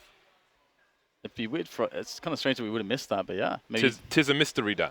Yeah, we'll have to find it out later. But yeah, you know, right now it's kind of a situation where we put our foots on our mouths, James, because 14-13, it looks like Flipside could never lose this match. But now all of a sudden, mousesports have all the momentum. They've got still some bank left, although on that last round, a lot of damage was done. So mousesports only have 2 players with any money. So Flipside is all about this one for them. They want to take control of this match again. We've got double up now, Chris J and Nico pulling out the AWPs. And a passive opening from Flipside with 2 players towards A, playing it really slow. Playing basically a default, providing presence all across the map off Flipside, trying to bait out some early grenades, whittle down the utility of mousesports to begin with. And Flipside themselves have a lot of grenades too, so they'll be able to go for a strong execute. They can flash into any positions of the map that they want as well. All the options are open for Flipside right now, but we do have 3 players towards A for mousesports, so they're really not feeling the B at the moment. At present, Markelov is the only person towards B, which means that if Flipside go peeking towards A, perhaps they can get into trade frag situations, but with the current setup from mousesports, that might be hard, because I don't expect Chris J to allow himself to be traded with the angles he is holding. Again, this kind of setup can be favourable for an AWP player, especially with Dennis standing there, so it might go favourable for them. But the bomb seems to be headed towards B now. Markelov again harassing the drop zone, where Spiddy will hold passively. There are 2 smokes down in that area at the moment. And again, 3 players deep in A for mousesports. Who knows? Flipside could go through, drop and split A. They could go to B. You never know with them. Yeah, Nico's holding a tight angle as well. Yeah, this is a bit of a gamble coming in from mousesports, to be honest, because they haven't had much information to confirm this. Now the 2 players on B are going to have to make sure they do a really excellent job. And look at that, Chris J not able to pick up Blade, who managed to just sneak through the smoke there into connector. So now the rotation's going to be cut off from A. The 2 players on B have to do everything right now. Markelov's in there though, and there's just not enough players to cover all the angles, abusing the backstabs. And now Markelov and Blade holding tight to the A bomb site as the bomb can now be planted. But Dennis coming in with key timing, gets 1 frag, next with the other one. Markelov, though, finding 2 out of nowhere. Markelov versus Dennis for this very crucial round. And now the bomb is ticking away. Dennis knows that he's towards the boulder. He's going to be trying to make his way onto that, though. Markelov holding tight to the bomb. Markelov might not realize he's over the boulder, jumping with the headshot. It will be Dennis, and that's the round there for mousesports. They tie things up 14-14. Who would have thought it? They had 3 rounds at the beginning of this and lost the first 2. Sorry, they won the first 2. Yeah. And then got reset. So it's not easy, but they finally tied things up. Flipside, however, have max loss bonus, and they will continue with the buy. They'll continue with the AWP. They've got tons of Molotovs, smokes, flashbangs, so the pressure continues to rise. And mousesports are actually, both teams are buying within an inch of their lives. But if mousesports lose this round, they won't be able to buy in the next. So this is going to be a massive round for both teams. Let's have a look at the initial setup. We've got Chris J with a different aggression here. Nobody up towards A long at the moment. He has not had much action there in the opening 40 seconds of the rounds. So he'll go towards low with Dennis and then go back up a bit later on. Again, Flipside with their standard start. We should expect Markelov to be harassing the drop around 1 minute. Shara's looking towards B platform. Just the 1-up onto mousesports this time, which is onto Chris J. Spiddy down to a UMP, so you can see the strain in the CT economy here. Yeah, absolutely. It's not looking too fantastic, but they do have some amount of momentum on their side. Really, climbing back. At this point, it's all becoming possible, but can they take it over the line? Many times have we seen a comeback go almost all the way. Look at that timing from Nico. Just jumped around the Molotov to try and get on the platform, but Shara's going to rip his head off regardless. And now it's Speedy alone on the B bomb site, but there are smokes down, so Flipside can't capitalize just yet. But guess who's in the drop zone? That's going to be Markelov. Well, did it almost getting a frag there. Wow, that was so risky to try to go for the gun there, and Speedy somehow manages to pick up that M4 and drop his UMP. That's ridiculous. But look at the rotations. It's like a massive clock in reverse. Flipside moving round to the A site as mousesports move into B again. Markelov still harassing. They don't really know what's going on the CT side. Yeah, Markelov in drop is so insanely key, but So, Chris J will take down Bondit. Chris J needs a big individual performance here, as does Dennis. Next will go down. Shara with that entry, and now Dennis, he hears the bomb going down. He tries to spam through the angle, but the smoke will make it so that he has no vision at all. But just seeing just a shadow of Blade there, able to take him down through the smoke as it dissipates. But it's all up to Dennis and Chris J to save this round for mousesports. And the frags are coming for mousesports. Just one player left alive. It's well done it. He'll get the first frag. Still has Chris J, and he can't get it done. Chris J with the frag. And Chris J is going to save it. mousesports winning all the key clutches to take themselves into a ridiculous situation. I thought it was all over for them. That is unbelievable. That should have been almost unwinnable. They had the plant in such a fashion where there was no cover for mousesports. It was a brutal plant. They put a great smoke down for Blade to plant it in that position. He couldn't get off the bomb site in time. They didn't need to be on the bomb site to defend it. But he had one player behind the APC and his shadow gave his position away. It was a free frag for Chris J. Then well, it tries to do what he can. But he could have played the defuse, although if Chris J takes the high ground there, then there's not much more they can do. So that is a massive round. Can Flipside stay in the match now after such a massive lead? Chris J's got the auto sniper. We've got a big change of setup. mousesports were putting a lot of, like 3 players towards A on most of their rounds. Now what they've done is they've put Chris J alone with the auto sniper on long. Very passive, like a rotation, kind of floating role for, I believe, Spiddy on the double doors, or Dennis rather. So they're thinking that the B round is much more likely from Flipside right now. That's what their kind of opening is. But they haven't got any info on the map just yet. So, ooh, it looks like we might see some action here from the auto sniper. Oh, his legs, James. Blat, blat, blat. That's the sound of my auto sniper. 4 Flipside players still moving towards the A site. Maybe they can try safety in numbers here. They still have a few flashbangs, some smokes as well. So perhaps they can go for another smoke plant execute. I don't know. We will soon find out. Minute mark. Markov moving into the drop zone as per usual. And again, mousesports, they know where a few players are, but really, they don't know what the ultimate evil plans of the Flipside mastermind is. It's so tense right now, and Chris J will get some more tags in with the auto sniper. No frags, but so much damage. Where are the kills going to be found here for mousesports? The damage is nothing without the kills, and it's all on Flipside for those frags. 3 in a row. Oh dear, this could be going straight to overtime right now. Next and Nico, the only man left standing now for mousesports as that bomb is planted. They've got to go for the retake effort. Next straight through the doors, or trying to at the very least, but there's 3 players who could be facing him at any one time, and he's going to be able to take the frag. Moving closer and closer. A little bit of aid there from Nico before he goes down, allowing Next 1 versus 2 as he looks for the first play. He's got the info, but not the frag. It's going to be an overtime, 15-15. What on earth is this match? 12-3, 12-3 halves. That's crazy. But if you look at on Cobblestone, it's super crazy. Yeah, but if you look at the flip side, it wasn't like Flipside were playing bad. They had great T executes. But there were really so many rounds. There were so many rounds where Nico kept his team in the game. He was last man standing and got the clutch frags that he needed to get. Nerves of steel does that man have. I mean, Flipside should definitely, after that first half, have taken that match. But here we are. It's overtime. And Flipside are going to continue on the T side. And for me, I still have to favour Flipside. I think they are a far stronger team on this map. We know what their stats are like on Cobble. They win the large majority of their matches as well. So I think they came pretty close in a number of rounds. I mean, the sheer style of map control they've had in so many of these T's rounds is completely bananas. Markov keeps taking the drop zone for free, and that just allows them to split either side, and they just keep getting behind enemy lines. It's crazy. That's the really ridiculous thing for me on this match, is that as you're saying, on the T side for Flipside, they're creating so many like really decent options to close rounds where you'll set up Markov in drop zone. Repeatedly they were getting that, which is such a big deal on this map. Drop zone is so important. Matches are typically won and lost on drop zone control. And if you look at mousesports T side, they were struggling to have any options ever. Yeah. So basically what that means is that we had the story of mousesports just being incredibly clutch into their CT rounds. I mean, they're just clutch.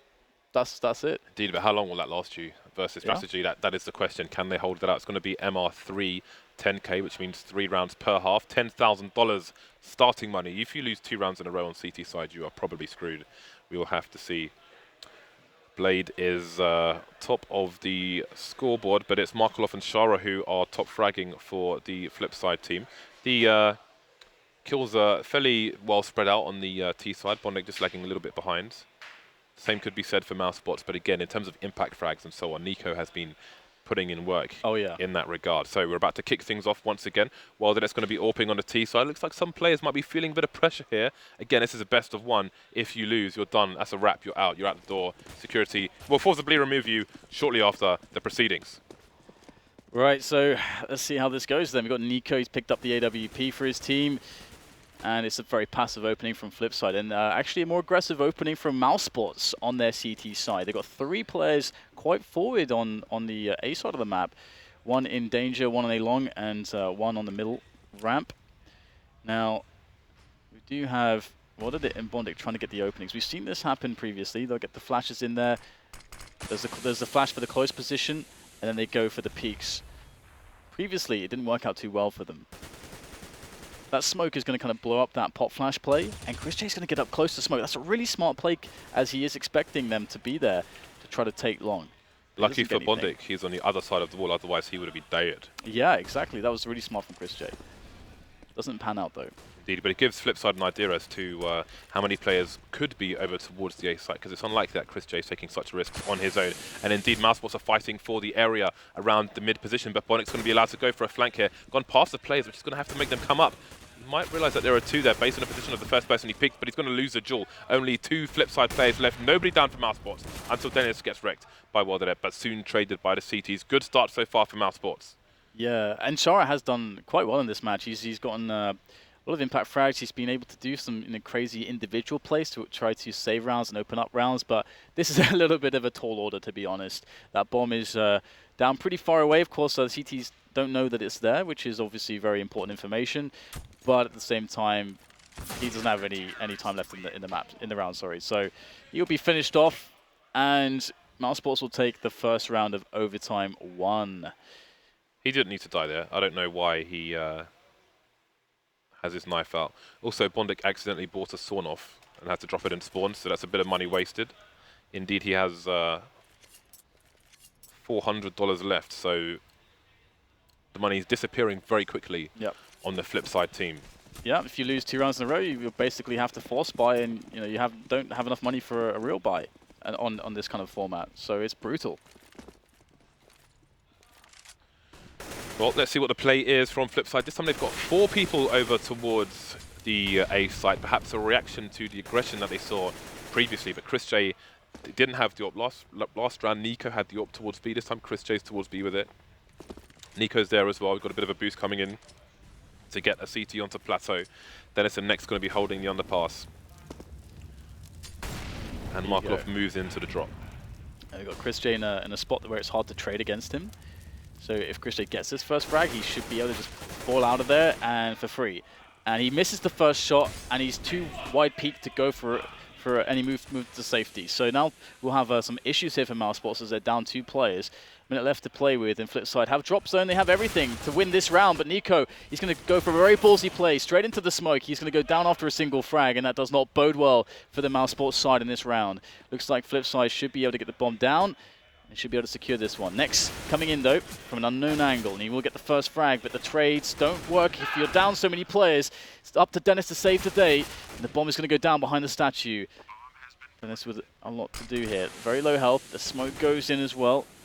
Forced to take the first duel against Bondic. It's not going to pan out for him. 16-16 now, each side with a round in the first overtime. Indeed, it is definitely a high pressure situation over towards the Flipside camp. Lots of shouting calls on their side at the moment. But both teams deadly silent after the round as they know how tense this is. This is the last round of the first half here, so we'll see who gets to take an advantage. And this one round will be a big advantage going into the second half. So we're going to have the AKs coming out for the Flipside team. Blade is just barking some instructions, going to have a late buy, and out he comes as well. So the only AWP in this round is going to be onto Chris J, and he is once again headed over towards A-Long, where he has been so many times. Is he going to go for some aggression, though? He hasn't really gone for any overextended peaks, which we mentioned at the beginning of this match, and how things used to be when it first came out. So this time, Flipside will have 3 people over towards the A-bomb site, and Blade's going to just take the bomb over there and leave Markov lurking on his own. So things will be quiet for now. A minute 25 on the clock again. About 20 seconds from now, we should see Markov harassing the drop zone, maybe even getting in there. Double flash is coming in towards mid, and Dennis is going to hold an upper angle. Chris J with potentially what could be a nice boost, but there's a player directly below them, and his failed jumps may give his position away because you will hear the impacts when he lands. Not looking directly below him, but will Blade get the jump on him? That could have gone so many ways down, but it went nowhere. At least Dennis got the information. He's going to go for the reposition here. He will somehow pick up the kill through the smoke there onto Bondig. There are more players coming though, but look at the rotation. mousesports have had so much time to figure this out. Previously in rounds like this, Flipside are further up so they can actually go through connector to B, but this time they've been kept out of the bomb site completely by mousesports. So mousesports in a really solid position at the moment. Flipside, the only way to take the bomb to a site is to rotate it to B at this point. Unless Wilder, it goes completely ham, but he's got 10 HP left. And indeed, the bomb is going to make its way towards B. But time is starting to run low. mousesports have nobody in B whatsoever, even when they had 5 people alive here. And to move into the drop might be the wrong decision here because there are 2 CTs, but they've got nades in their hands. Markov doesn't realize that there's somebody behind him, and down he goes, leaving Mordet alone with 10 HP. And it all to do. And he's just not going to be able to do anything here. So it's going to be mousesports to take the advantage into the second round. So that was a great read and a good gamble from mousesports. Just put everybody A. Yeah. Well, it's funny though because it feels like Flipside kind of gamed themselves in that round because there, of course, obviously we have all the information. Going straight to B, they get the plant and they're fine. They can have like a 2 versus 4 situation. So it's all going to be good, and they have the advantage in that round. But I feel like they felt like mousesports rotated people as they should have done, basically back to B. But they never did, which is kind of weird because they kind of should have done, but they didn't. So they get. So I feel like Flipside made by far the right call anyway. But it's super weird. So mousesports need 2 rounds to win now. Flipside will need all 3, otherwise we're going to be going to overtime 2. And again, mousesports survived, you could say, by the skin of their teeth in a number of rounds in normal time. What else does Blade have in the bag? That is the question. How are they going to run their strats? Again, I go back to that B rush. I just don't understand why they chose to rush B when they had basically all the advantages. I mean, yes, the CTs had equipment there, but it's just so telegraphed in terms of sound. You just try and charge all the way to B, just rush B, don't stop. Like, you're going to get naded, you're going to get counter flash, and you're going to get stuck on the plateau. There's a lot of spots on this map actually where you can run and not be hurt by the CTs, but teams always walk there. And they could just be faster in whatever their play is, whether it's a rotation or just trying to fake or whatever it is. And spots where you'll see like that, where they're like, oh, we've walked everywhere, so now we don't have enough time, so now we have to telegraph everything. It's one of those small edges that that's not all teams are super on top of on some maps. Yeah, that's like They just rushed B from spawn in that round. They would just rush B, which I just don't. I don't know why you do that. I mean, I think Lopez was saying like Flipside are a strategic team. I don't know why they're rushing B down. No. That doesn't... I don't know why he has a line that says rush B on his document there on his laptop. I have to say, though, when you're watching Flipside, it is very cool because you can see how aware they are of rotation. Because, again, that last round was just a clear example of that. They're expecting, based on what they have done, they're looking at, okay, this much time has passed. This has just happened. So the rotation should be like this. So there should be players here and here. So if we attack this area of the map, it should be the sparsest setup for the CTs. Maybe there's not even any CTs there, but obviously in that case, the last round, mousesports didn't actually rotate anyone. So yeah, and again, it was Nico getting those impact frags, although it seems that Flipside's idea was to split the A site, expecting people to be in B. But here we go. It is the second half of overtime, round advantage, for mousesports. Again, mousesports will need 2 rounds. Basically, first to 19 rounds in overtime 1 will take the match. Otherwise, we are headed to overtime 2. Yeah, and we have Nico in a position towards Plat, where perhaps he could just try to lead the charge up there, and it's going to be interesting to see if Flipside can hold this. Shara's in the position where which he usually takes, just hidden in the angle on the left there, right at the end of the plateau. Now his teammates are going to have to flash in there for him as the enemy are pushing in for him to really be able to do too much from this position. He can't really spam through the smoke with the M4A1S too easily because he's not got too many bullets. So this is a very tense situation. Shara needs to pick up a couple kills here to make life easier for his teammates. Let's see what he's able to pick up there. There is the first one. Looks like things going quite well, but the flashes are coming in. Markov's coming in as well, and that's going to be the level of fragging that they need to close this round out. 4 versus 2 now. What on earth do mousesports do? They've not gained any real estate. It's all falling apart. Chris J's alone on the platform getting flashed while Nico's holding a flank in a 2 versus 4 situation. They had the entire Mandem, Dan, going team main with nobody in drop. Bondix looking in drop like, where is everyone? Where there's nobody here. Exactly. And that's the thing, isn't it? Because if you have the guy in drop to split defense, Markov can't come in as easily there to clean up those 2 extra players. But in taking everyone plateau, you get these crossfires. Wow. But Chris J looks like he's not done and dusted for this round. There's 13 seconds left, James. What are they going to do in this situation? There is no time. Nico picks up a kill. 2 versus 2 all of a sudden. He's got to go for the plant. Marco's going to spot that. Sprays them both down with the M4. It was a nice attempt at the end, but it was all over actually in the first effort towards plateau. Markov with the 4K making his parents proud, just holding angle, being the safe pair of hands on the site itself, just popping out and putting an end to the round. But again, it should have already been over. Yeah. But he made doubly sure of that. So 17 to 17. Again, the first to 19 will take it. Otherwise, we're headed to overtime too. Both teams, of course, going to be back on the bye. So we'll see if Flipside can hold on the second test here from mousesports. They have many Molotovs. Could be an execute towards the B bomb site, as that's where most of the Molotovs tend to go at the moment. Going to have an initial default. Dennis playing around the smoke towards underpass. Got a Molotov on the platform. Markov going to have to move his position with half his HP gone. Yeah, actually, interestingly, Markov is the top fragger in the match at the moment with 34 kills. It's not often you're going to see Markov as of late being the top fragger. That's experience. Usually it's going to be your Bondic, but hey, he's doing work.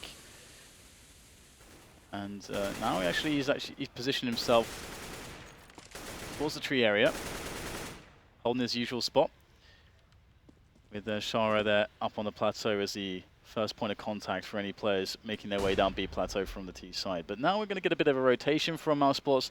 They have left behind Nico towards drop. Nico's going to flash himself into drop as his teammates go for the A play. So if Nico can actually get in there and get set up, he's going to play the lurker role. He's going to be able to cut off rotation as mousesports take the A bomb site. That's the plan. Blade is going to be key here. You've got Wilderit holding an angle towards mid to see if anything's going there, but Blade has just got a smoke in his hand, playing on timing. And there we go. That's going to be the information they need. Spiddy is going to get taken down. Blade's put a smoke down so he can peek and help Wilderit as well. But that does give the wooden fence area away. But Dennis is going to go the wrong angle and get taken down by Blade. So we've got a 5 versus 3 now with 17 seconds left on the clock. They've got to breach the site and make a plant here. This is not going to be easy for mousesports. Yeah, considering Nex has the bomb and he's on very low HP, he could go down in that position. He's got a plant. This Nex even realized he has the bomb at this point. He's got to get himself onto the site. Looks like the call has been made. Oh, just barely enough time there. 3.5 seconds to plant the bomb, just in the nick of time. Oh, snaps Bondic's head straight off with the AK. And now it's down to Markelov, the top fragger of Flipside of the match at the moment. He can't get it done. Chris J is going to secure the frag. And I think Next really didn't know that he had the bomb there, James, because that was a bit of a scramble to get that plant. They are honestly, I don't even know. It's like you go down a 50-meter wooden slide without getting a splinter. Like, they are very, very lucky at the moment. And they are on match points again. We'll see what Flipside have to offer. Blade might be a bit short on money, going to be down to the UMP. The level of clutch coming in from mousesports has really been what has saved them in this matchup. To me, it's just every time it feels like Flipside are playing a better Cobblestone game, but mousesports just clutching the hell out of every situation they can. So, default again here from mousesports. Chris J with the bomb towards the A side of the map. Nico just a bit of pressure, as we can see that, towards the B plateau, just showing some presence all over the map at the moment. In the previous round, Nico actually didn't go into the drop in the end, and he actually reinforced the push towards A. And Flipside, 4 players towards B at the moment. Including Bondic, who is the only person on the CT side who has a kit in this round, so that may play a part later on. Let's keep an eye on that for the time being. mousesports being passive, and it looks like they're going to go towards B once again with the crew, as nobody's being left towards A. Nico's holding the angle where if Bondic were to jump up and peek, he would probably get shot in the face. We'll see if he's going to do that. No, he's going to pass on that one. Markelov is in the drop zone area as well, but holding a passive angle outside of it. Well, they're to start things off here, and we're starting to see a lot more movement from mousesports now. The nades are starting to come in. They've got a drop zone. Markelov repositioning on the site. Well, that's on the box. Is he going to go for the peek? He's in the flames. Takes down Nico in the drop zone. Goes for the counter flash. Going to slow down mousesports, and he's still alive, which is very important. Yeah, and that flash is going to give Markov some space to work with. The NBA! nade on Chris J. Now everything is going disastrously for mousesports, and we are going to find ourselves in a second overtime. First match of the day for day 2 here at MLG Columbus. Things are really heating up. It seems like the first game of the day is all about the overtimes. Man, that was a nice 3-pointer. Yeah, to be honest though, how many times did mousesports successfully take B when there was no players doing anything in drop? Zero, Yeah, James. Zero is the answer, James. Zero, big fat zero, Dan. They are playing it very differently to the way Flipside are playing it. But again, you just feel like there are so many rounds where if you played them even 10 times, never mind 100, Flipside are probably going to win those rounds more often. But it is what it is. We're going to a second overtime here. And for me, Flipside are continuing on their CT side. And they just look stronger in both halves, despite only winning half the rounds overall. Absolutely, I agree completely. It just feels like they are just able to exert themselves individually more. I mean, of course, it's like they have less opportunities to win these rounds. And in some spots that they are in terrible spots, but they can just kind of clutch their way out of them. Whereas, conversely, Flipside don't really seem to be having that power. Flipside, Markov's the guy that's top fragging at the moment. Typically, Bondik is the guy that goes ham on their team. He's the guy that's most consistently been fragging hard, and on Cobblestone as well. He's typically one of the fail safes. You can always rely on Bondik, but I think he's in the middle of the board there with like 20. In fact, he's bottom fragging for the team. I don't know the last time I saw that even happen with Bondik on Flipside. Markov with 36 frags. Well, it depends on what position you're playing on the map as well. And maybe, I mean, Markov's playing on B, so you could argue he might just be seeing more action. Well, Bondik, he defends drop. He's going to have more one-on-ones probably. But they're not going in drop there, are they? That's a good point. That is a good point, yeah. But still, he's also going to be the faster person rotating towards A in some of these spots. It's kind of like the stairs position on Mirage a little bit. You're not the first point of contact, but if everything goes to hell, you can try to rely on that guy. But hey, maybe that's why they're avoiding drop. It's going to be interesting to see if Flipside can recover. One interesting thing about double overtime is things can start to get weird and a bit random in terms of the approach, because you've got to keep your opponents guessing, right? But the problem is, on a map such as this, mistakes can be very expensive. Yeah. So we'll see. It is Flipside who will continue with the CT run. And again, mousesports going with the Mandem towards the B bomb site. And it may be a very fast play indeed. Is it going to work out for them? Nico with the UMP, not much health left though. It's going to be, I don't know what happened there, but he's dead, Dan. It's 3 versus 3 now, and mousesports losing their advantage. Chris J and Spiddy left versus 2. Spiddy gets taken down. Chris J alone doesn't have the bomb either. They know where he is, and he gets eliminated. People going nuts in the Flipside camp, but they haven't taken it yet. Yeah, this is anyone's for sure, this matchup. And the cool thing as well is that from mousesports' perspective, when they were on their CT side, they change their setups quite often actually, always keeping Flipside guessing. Which is actually one of the best things you can do if you're up against, a team that's very strategical and is going to try to play against you, your weaknesses or your setups. Oh dear. That's just unfortunate, isn't it? That sucks. Well, there we go. We are looking for the first team to get to 22 rounds to take this now in overtime 2. Flipside off to a good start, but there are a few more rounds to play. Well, at it, just not giving a monkeys about your Molotov. Take my AWP in the chest. So 5 vs 4 already for Flipside, and mousesports are going to have to basically just make the play now. They can't really afford to try to engineer a pick or something. If they lose another man at this point and play 5 vs 3, that just sucks. They've got to get some positioning, and that's what they're doing. Moving up A long. We've got Blade there on the bomb site. It's going to have a lot of players to deal with. There's a quick flash going out. They've got some nice potential angles between him and the APC, but World at this very low. Ooh, the Flames just barely missing Blade at the moment. Are they even going to check that angle now? They might think that Blade can't possibly be there. Then it seems to be holding an angle towards the site itself, which Blade might not check. He might swing past it and go for something else, but he's still being quite honest. Finally gets flashed again and goes down, but it's 4 versus 2. Bondik well did it, very heavily tagged. There goes Dennis. Speedy alone versus 4 now. He sees one. No trade coming in just yet. Markov to finish him off, and people are still going nuts in the Flipside camp. They are 2 rounds away now. mousesports need to get this last round, otherwise they're going to be in a lot of trouble. You could argue that they already are. Yeah, absolutely. Absolutely, that was a really close situation right there towards that push, because you can see, like you said, Dennis was holding that angle onto Blade. but he turned away because of the distraction just in the nick of time for Blade. So look at the nades, Dan. Crazy small margins on these side takes. Look at the nades on mousesports side. Speedy has all the nades, and after that there isn't much else going on. And Chris J only has a Tech 9. So one would have to expect a fast play here, but we've seen what happens with fast plays going towards the B bomb site in this match. Not a good idea, really. So perhaps they're going to have to play for picks. Going to have to be a bit more aggressive towards the drop zone. Yeah, aggressive on drop can be pretty good, especially if you got Chris J with a Tech 9 first to run in for you and draw the fire. That could be pretty good, but they haven't shown much affinity towards drop in this matchup. But this is the best Flipside, the best chances Flipside have had, it feels like, in the last 10 rounds to close this match out now. So we'll have to see what happens. We've got the first attempt here by Wordadit, and Shara's going to get left out to the dogs there as Wordadit misses the shot and Shara goes down. It's just really intense now for Wordadit because they know that he's there with the AWP. He needs to get some frags in here.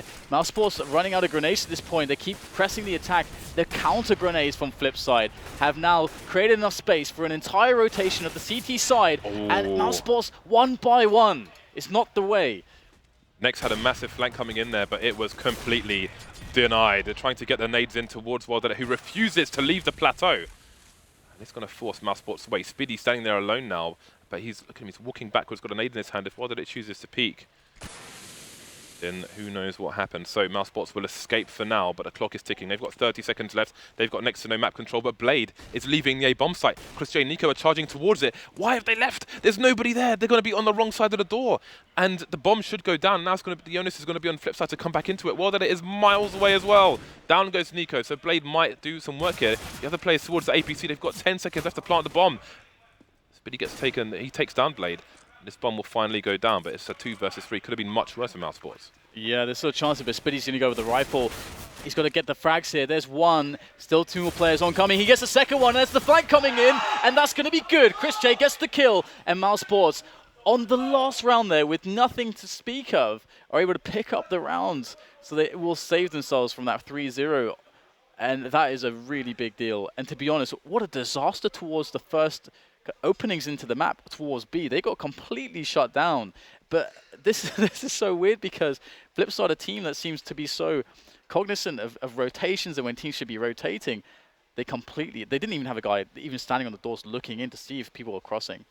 I know. I mean, we saw gambles from mousesports previously where it paid off and they had 5 people on one site, and that time it didn't pay off. That was just a veritable disaster. Yeah. I can only imagine that Blade made the read that, like he puts himself in the other person's shoes. While there's 30 seconds on the clock, I can't really afford to rotate to another website, another bomb site where I've got no presence. I have no idea if any CTs are pushed up, if anybody's underpass, if anybody's pushed long, looking out, making sure there's nothing going on there, if anyone's flanking and so on. But mousesports willing to do it, brave enough to do it, just ran all the way through long, nobody on the site. They get to the site. It almost goes wrong with one player getting taken down in an APC. But again, skin of their teeth, Dan, they've got a round on the board. That seems to be kind of the tagline, the summary of this match. It's by the skin of their teeth. Just constantly in these spots where they've got a clutch. Just repeatedly. Because that was another round where Flipside had a massive advantage. So, I wonder as well, to which point does this start to really frustrate and get to you? Because when you keep losing rounds that you know that you should win, that feels awful. Well, I'm sure they can focus on the fact that what counts is just taking it over the line here. They have a 2-round cushion. They need to take 2 rounds. Otherwise, mousesports taking 3 or it's another overtime. Again, it's the people to 22 rounds. And let's not forget that the loser goes home. That's a really big deal. These guys are playing under immense pressure in this position. Yeah. And especially if you consider the situation in the group with Luminosity and NIP, a weakened NIP, that's likely the team that the winner of this will be up against. So there's a legitimate chance to get out of the groups for the winner of this match. Also, Dan, yesterday evening, catering had ribs. So you definitely don't want to go home. Also, there's $1 million at stake, but I mean ribs. All right, Flipside going to be on the T side now. Again, it's the first team to 22 rounds. They have a 1-round advantage, over mousesports at present. So a very thin line between these two teams. mousesports with 3 over towards the B bomb site. Again, the drop situation is a passive one. 1 minute 30 on the clock at the moment, and Markov is already just making sure there's nobody going for any boosts, but we may see him start to harass a bit more once we get closer to that 1 minute mark. The thin blue line at the B bomb site for mousesports. Isn't that like the police or something? Yeah. Okay, well, I guess you're right. Yeah. Well done, Dan. That reference game. Well, it seems mousesports are looking to punish Markov when he starts to move in, and indeed he is moving in. Can mousesports hold this? Well, there are the initial grenades to try to open up some space here towards drop. And Nico, ooh, grenade in his hand, but Spiddy's got him covered. That is a nice save right there. However, Flipside will still move into the space created by drop. There is a smoke down, and that should help out a little bit. But the play is coming towards that B-bomb site now. And what is this? Spiddy able to just drop blade. And now it's 2 players left here for Flipside Tactics. They've got Welded and Shara on the bomb site. Shara's got to clutch his life out right now, and it's only 1 frag. That's not good enough. Welded doesn't get anything done. And already, mousesports pick up that needed round right off the bat. And mousesports, they are in trouble. Again, it's the first team to 22 rounds, so both teams need to win both the remaining rounds. Otherwise, overtime continues. We have an AWP onto both sides. Well did it with the AWP. Chris J with the AWP. That was a massive failure from Flipside. You can see that mousesports have made adjustments to Markolov's play. Again, I mean, it's pretty much every round. Around 1 minute, he's getting into drop zone. That's almost a fact. Now, does Blade have a plan B? Because it seems that finally, mousesports have solved that problem. Yeah, it's quite interesting to see now. I mean, Markolov's on a 40 bomb. Yeah. Just from jumping into drop every single round. So can they adjust and still have him be as useful?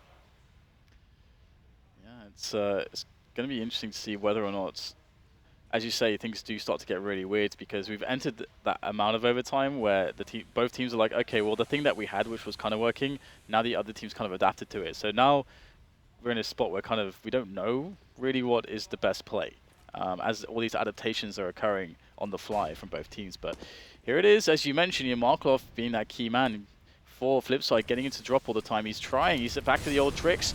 There is the Molotov. Spiddy, he's got no escape at the moment. That fire is right behind him, and there goes the flashes in. And Spiddy's going to go down to Markov once again. Markov getting the key openings into this round for his team, despite getting traded by Nico. He's thinned out the defense early on enough for Flipside to still abuse and take the early advantage. Well, that it's been flashed onto the plateau area with the AWP, which is obviously an expensive investment to go over towards B, which might draw more mousesports players once he makes his presence known. You can see Flipside are actually moving over towards the A site with the rest of their team.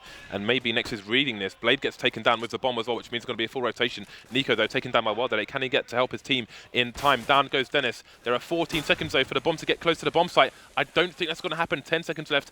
2 CTs and 2 Ts. Shara needs to make a gauntlet run to the site itself. Otherwise, they're going down. He has no time to plant the bomb now. It's too late. They almost take Nex down, 42 HP, but they're not going to do it. He hides around the corner just in time. Shara trying to get a little bit of bonus money left, but it failed. They failed, and mousesports are on match point.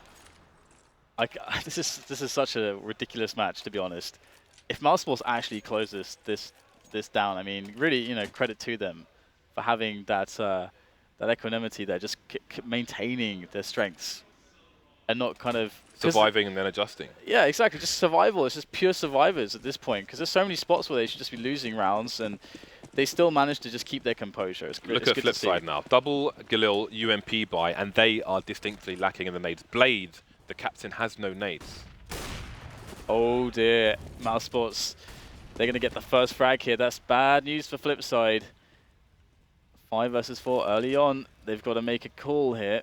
How do they handle this? I mean, Markov has been the most consistent opening, into that drop zone. So we can see he's there, but he's not got a weapon really. He's got a UMP. I mean, okay, the UMP is decent, but his chances would definitely be better with an AK-47.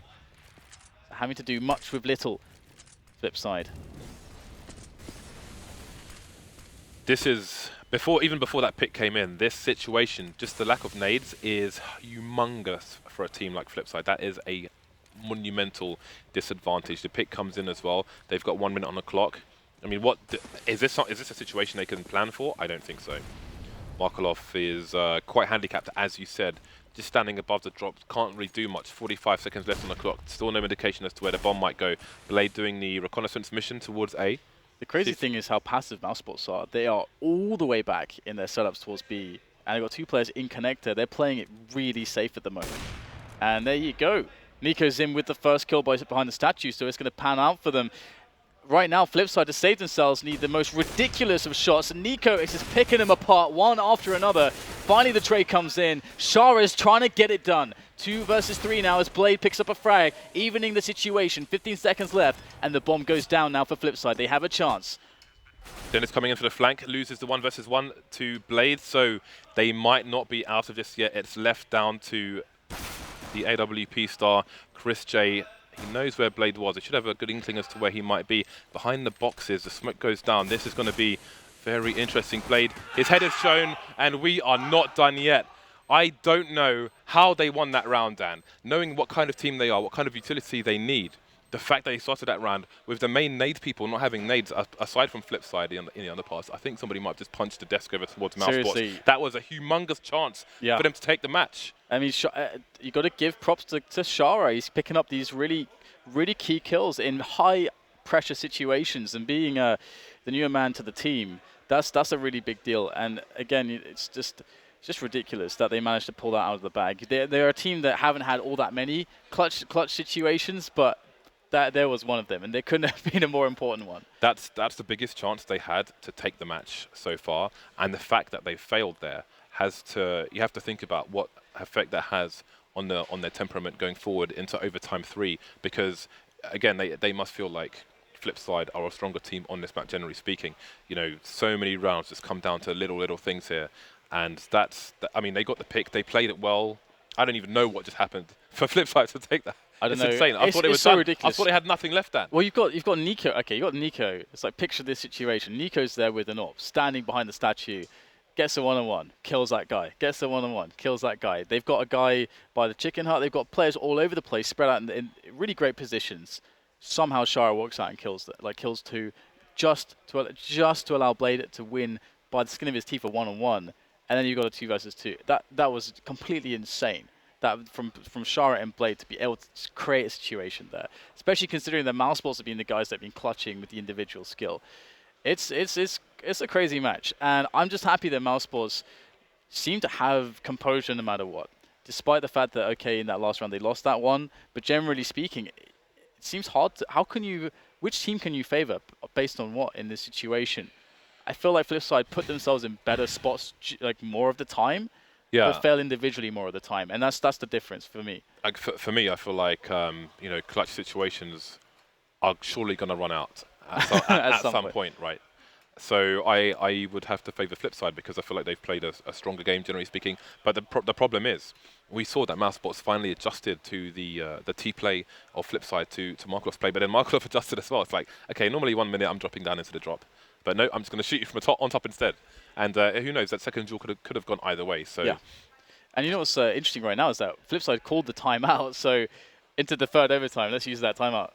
Let's say the timeout for the third overtime. Oh yeah, guys. we have a timeout. Yeah, let's use that. So obviously Flipside is starting off on the T side in this overtime, so you get more ability to dictate the round if you're on the T side, obviously. So that overtime is really going to be beneficial. But I don't want to say too much tactically about what's going on between the two teams, because I think someone might have a toilet break or something, and not everybody has headsets on at the moment, so we'll have to keep it a bit vague. Right.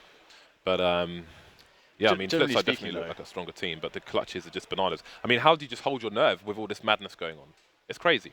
You need a lot of experience at a tournament like this, and again, we can't forget that the winner of this can very likely beat NIP in, assuming that NIP losing against Luminosity. I mean, Luminosity have lost against NIP in groups before. I think it happened in Katowice. So, assuming that, let's say, NIP does go down, right, which is the lowest likely scenario, that's a very winnable match considering that, Pitt is not there and Threat is replacing him. So it's a weakened NIP. So the winner of this match could very, very realistically have a win there. Right, we're going to have a look at the last round and the 2v3 situation, so we can have a recap and try and figure out what the Blazers happened. So we have a 5 versus 2. Shara gets 2 headshots over towards the B-bomb site. Blade comes in for the flank and takes down Speedy while he's trying to trade frag Shara, leaving it into a 2 versus 2. And this is a situation where we basically have Dennis charging in, gets shot in the head. I mean, he wasn't in a position with Chris where they could really try and go for trade frag. So he just comes charging down main. To walk. Exactly. He had 40 seconds. Yeah, he just comes in blazing in like a car with no brakes. So perhaps there's something to be said there, because obviously he's giving Blade sound cues there. But that's the thing that you're talking about as well. The pressure, right? That's a kind of a mistake. You feel the urgency because you're like, oh my god, if we lose this round, you know, that's kind of situations like we could just win here. You know who charges around all the time, Dan? Who is it? Producer Reese. Okay, 21-21. We looking for the first team to 25 to take this match, although who knows, maybe we'll be in overtime 4. Maybe we'll die in these chairs, Dan. Who knows? 3 people over towards the B site for the CTs once again. Speedy and next going to be perhaps combining to deal with Markelov a bit later on, maybe 25 seconds from now, towards the drop zone. But we're seeing more aggression towards A long. Chris J moving away once hearing that flashbang. Markelov up to his usual tricks. Yeah, and actually there's a cool boost coming in on the A side of the map. It's a really solid one from Dennis. You don't see it too often, but of course, if you've got it'd be better if Dennis had a silencer in from that position. But with all the players coming in from long, Dennis should be obscured, and this setup from mousesports should be strong here. What is that? Markelov gives no cares whatsoever, but Dennis, his position does pay off, gets Shara and Blade down, but his team are smoked on the wrong side of the choke point. He's going to have to try and rotate. Flames coming in towards the crawl space as well. 3 versus 3, bombs should be going down shortly. Dennis is on the flank, however, from mid, where Bondik is looking, but he might not find the right angle in time before his teammates go down.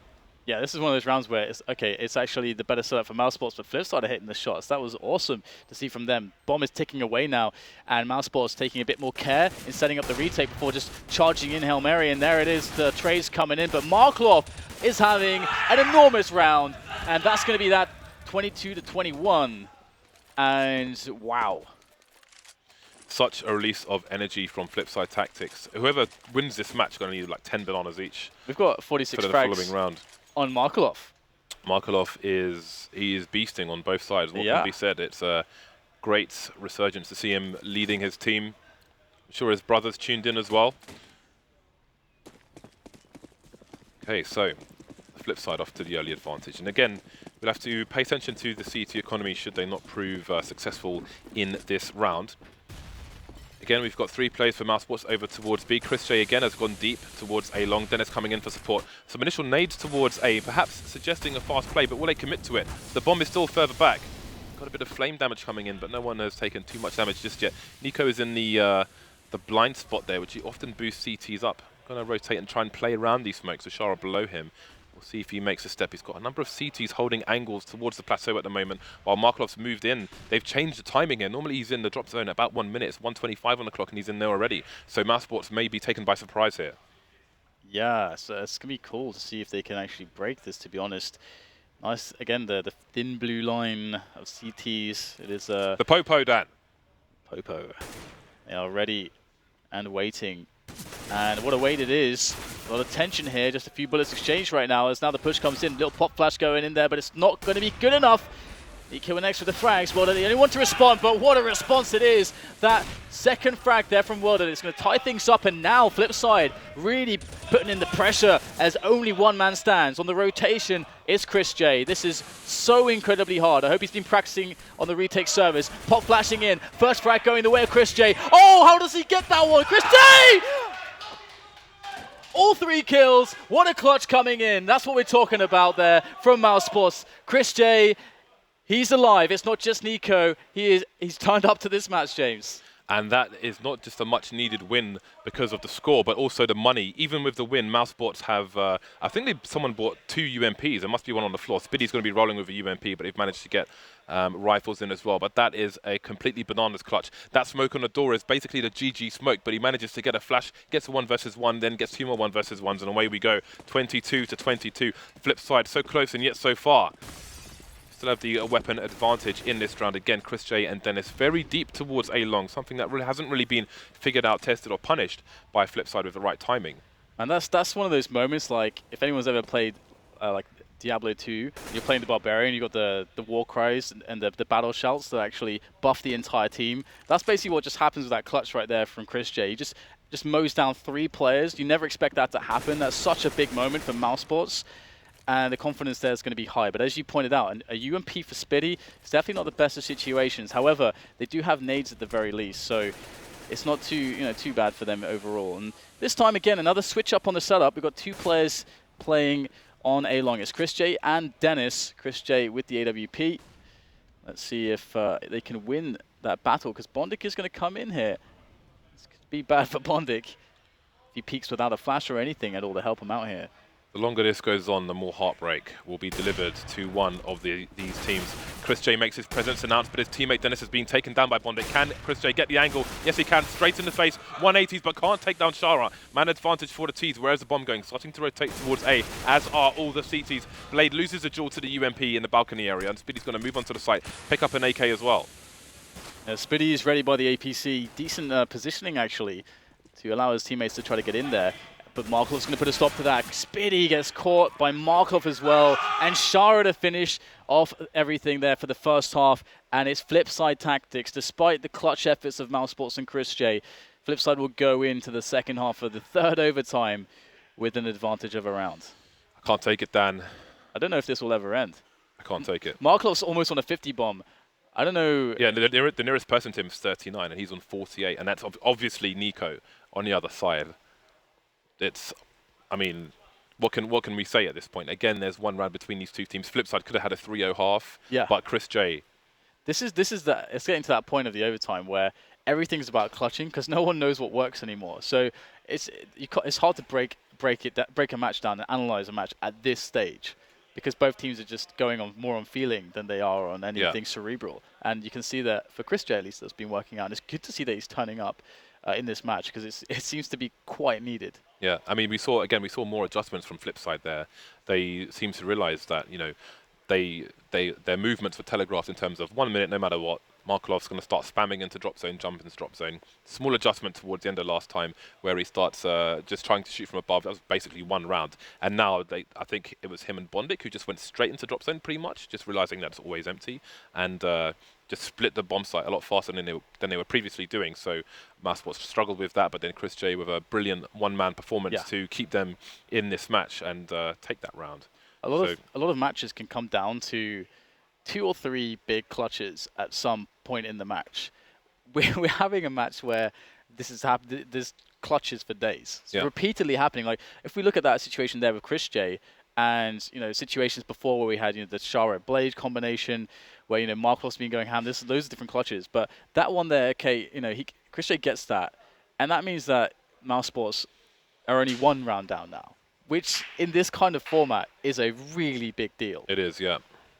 It's a super big deal. So Flipside are going to be on the CT side now. We can see what adjustments mousesports have to offer on their T side. It just keeps going round and round and round. At this point, it's like adjustments. Like, I don't know what. It's what at this point? It's a strat tombola now. It is, exactly. Basically. Yeah. Go put pieces of paper and see what comes out, and away we go. So an AWP onto both sides. We've seen the AWP switching between Chris J and Nico. Nico holding it towards platform. That's on the CT side. On the T side, it's of course going to be Chris J holding an angle towards long A at present. Blade is going to be towards long A, but I can't imagine he's going to give Chris J a kill in said position. Well, that it's currently holding around the connector door, looking towards mid, also looking towards drop, as they don't have anybody there. So it's going to be Blade with shared responsibility towards long and mid as necessary. 3 mousesports players headed in that direction. Blade's been using some very creative smokes towards the A bomb sites to try and funnel would-be pushing T's, in various directions, and it's worked out quite well. But we'll see if he has enough in the inventory on this occasion, because he's got 4 people coming his way. You can see he starts to get the nade out with a certain timing, minute on the clock, and Blade is prepared to create some walls. Yeah, I mean, we've seen this kind of approach previously from mousesports, but actually, typically, they'd even send Nico instead of into drop by himself, back all the way to A. And this time, he's going into drop with a partner. He's got Nexin with him on drop zone, and there's nobody in drop. For Flipside, it's completely open, and Nex is going to be left in there. Nico's going to sprint back. Nex is going fast into connector by himself there. Markov's on the angle, of course. Oh no, Markov is going to lose that battle. That's a huge deal right now. Nex can cut off rotation, and now it's all about just picking off the players who are isolated for Flipside on the bomb side A.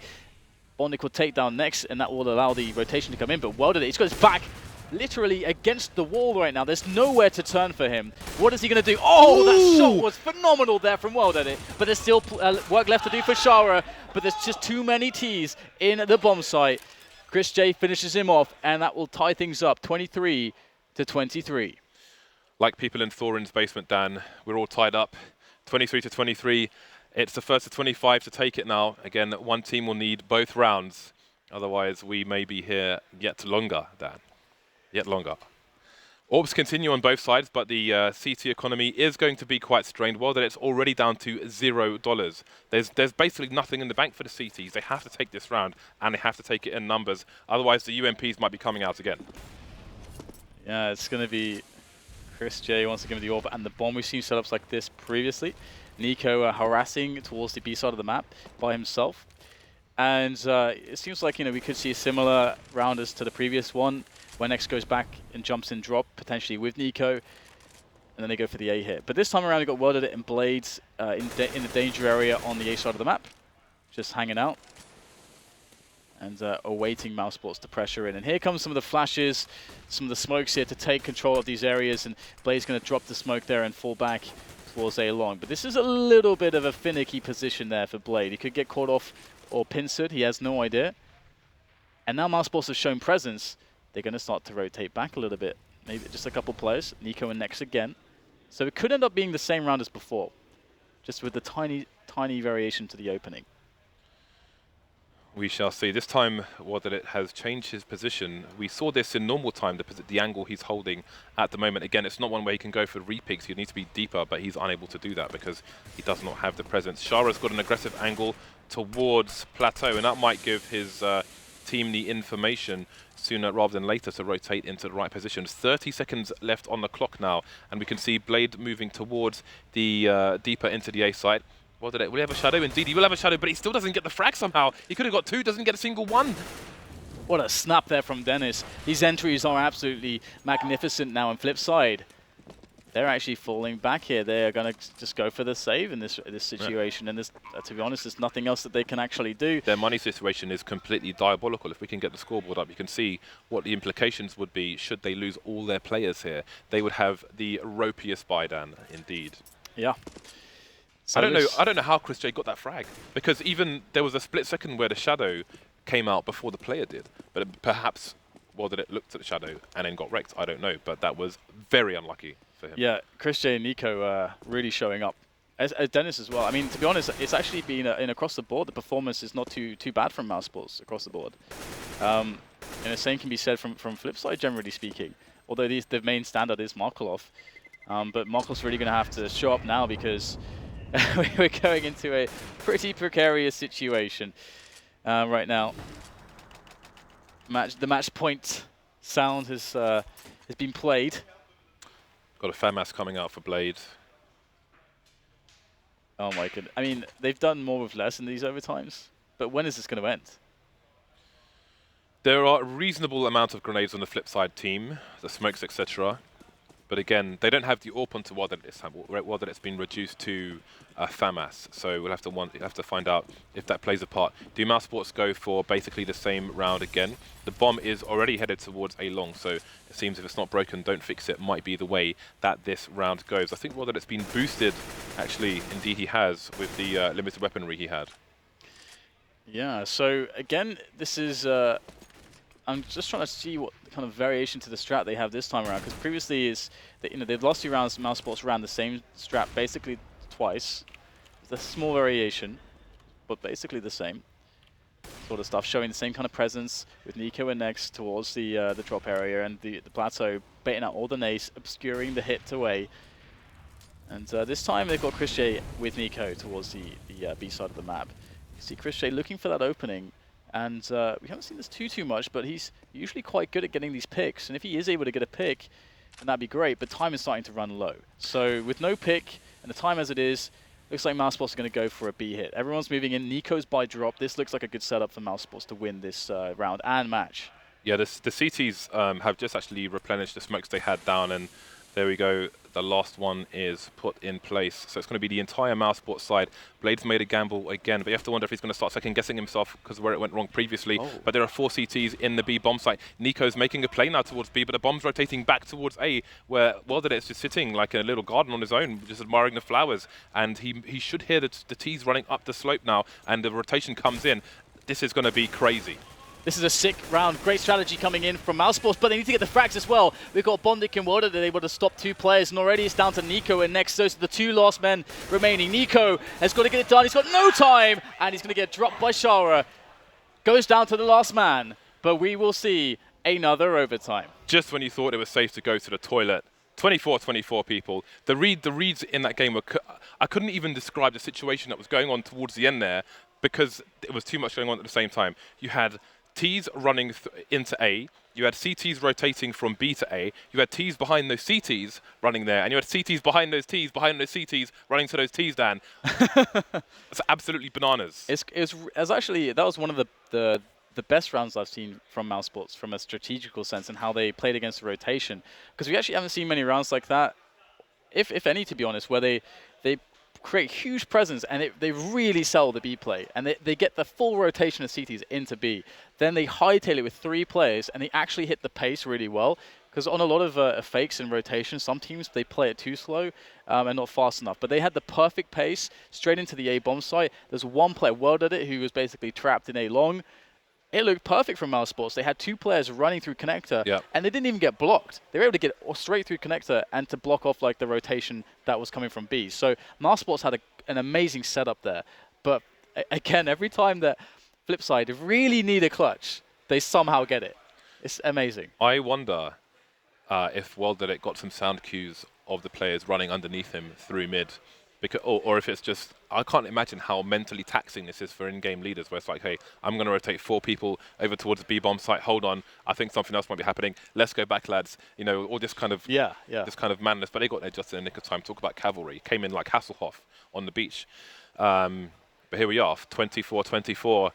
I don't know, because earlier on you'd say that Flipside were a stronger team, but now both teams are continuing to adjust. We have seen some good adjustments from both teams actually on their T side. We saw good adjustments, again, the drop zone being taken faster by Flipside, but then mousesports have made adjustments as well. They read a weakness in the setup of Flipside towards the A-bomb site and have exploited that time and time and time again. But now Flipside have a chance to think about, they had 2 minutes to think about what happened there on our CT side, because they will continue now on their CT side, which is just about to start, and mousesports will be able to continue their attempted assaults on the A or B bomb sites. Overtime 4, Flipside Tactics versus mousesports. It's the first match of the day, and it's not Chris J this time. It is Shara. Picks up the Scar, the auto sniper, and this match has really had an evolution, James. At first it looked like Flipside were crushing mousesports and they had everything, but now mousesports have found something special to keep themselves in this one. 24-24, unbelievable. So far, mousesports with 4 players towards the A side of the map. Well, they've changed the A long setup now, where you had World Did It holding an angle with an AWP. Now you've got Blade holding an angle, but he doesn't have an AWP, and World Did It's going to get taken down with no answer from the CT, so this adjustment has not worked out for the CTs whatsoever. Down goes Blade as well, so it's going to be a retake with an auto sniper and 2 M4s. I don't think this is going to work out for Flipside here. Bondik is trying to reposition. They're smoked off as well, and you have to wonder if they have to save here, because they don't really have the utility. They've got 5 versus 3. See, I think that's a mistake, where they've swapped World Did It and Blade around in that situation where Blade is holding... He's not even holding an angle, he's just looking at the wall, basically, and he's peeking every so often. But once people are there, he either has to succeed or they're far too close to the site, and then the round is probably lost. So... Yeah, Blade had a 1 versus 1 there, where that's insanely key. If he gets that 1 versus 1 and gets the opportunity to get another one, then based on that, his team can actually retake. But yeah, too much there is on him. He's like the linchpin. Yeah, they have too hard. Yeah, they have no information, and they're not in a situation where they can wreck fast, like with an AWP, for example. I mean, in the previous situation where World Did It got picked by Chris J, he should have got the frag there. He had the angle. The shadow comes first. He should get the frag there, and part of it's like a confidence thing as well. You should know that most of the time he's getting that kill and leave him in that position. Yeah. Or mix it up again. There was one where he was closer to danger, and he could re-peek for days and just wreck the whole team. Well, we'll have to see whether or not the auto sniper can come into play in any sense in this round. As mousesports once again are going to win the first one of the 4th overtime. Oh, 4 overtimes! What is this? It's crazy madness. And what is on the AWP, which Markov dropped for him. So Fast approach coming in here from Nico, looking to get a quick kill, and his pace is really sick, but those nades! Thank you for playing. Yeah, and I respect what Nico did there. Obviously, he's made to look the fool, but he's just, I mean, the nades usually don't come in that quickly. And so many of them. That was like a cluster bomb in Wormsdan. Exactly, and that was just unlucky for Nico. He took a decent risk, I think, but... Sometimes these things happen. Yep. So again, it's mousesports with the round advantage and the man disadvantage in this round. 2 snipers on the Flipside team, while that it is just moving around. Blade is playing pretty deep on his own, so he should have some information here. Missing the initial shot, going for a long spray for repicks, but doesn't work out for him. Again, he's isolated, no trades for his team. So we're down to a 4 versus 4.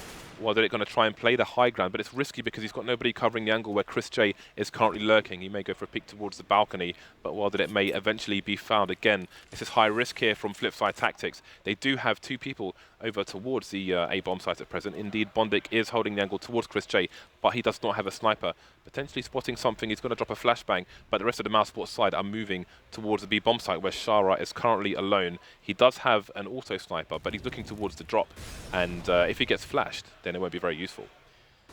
Yeah, but here it is, though. They are going to get that push going in. They're going to throw it all in onto the B-bomb site.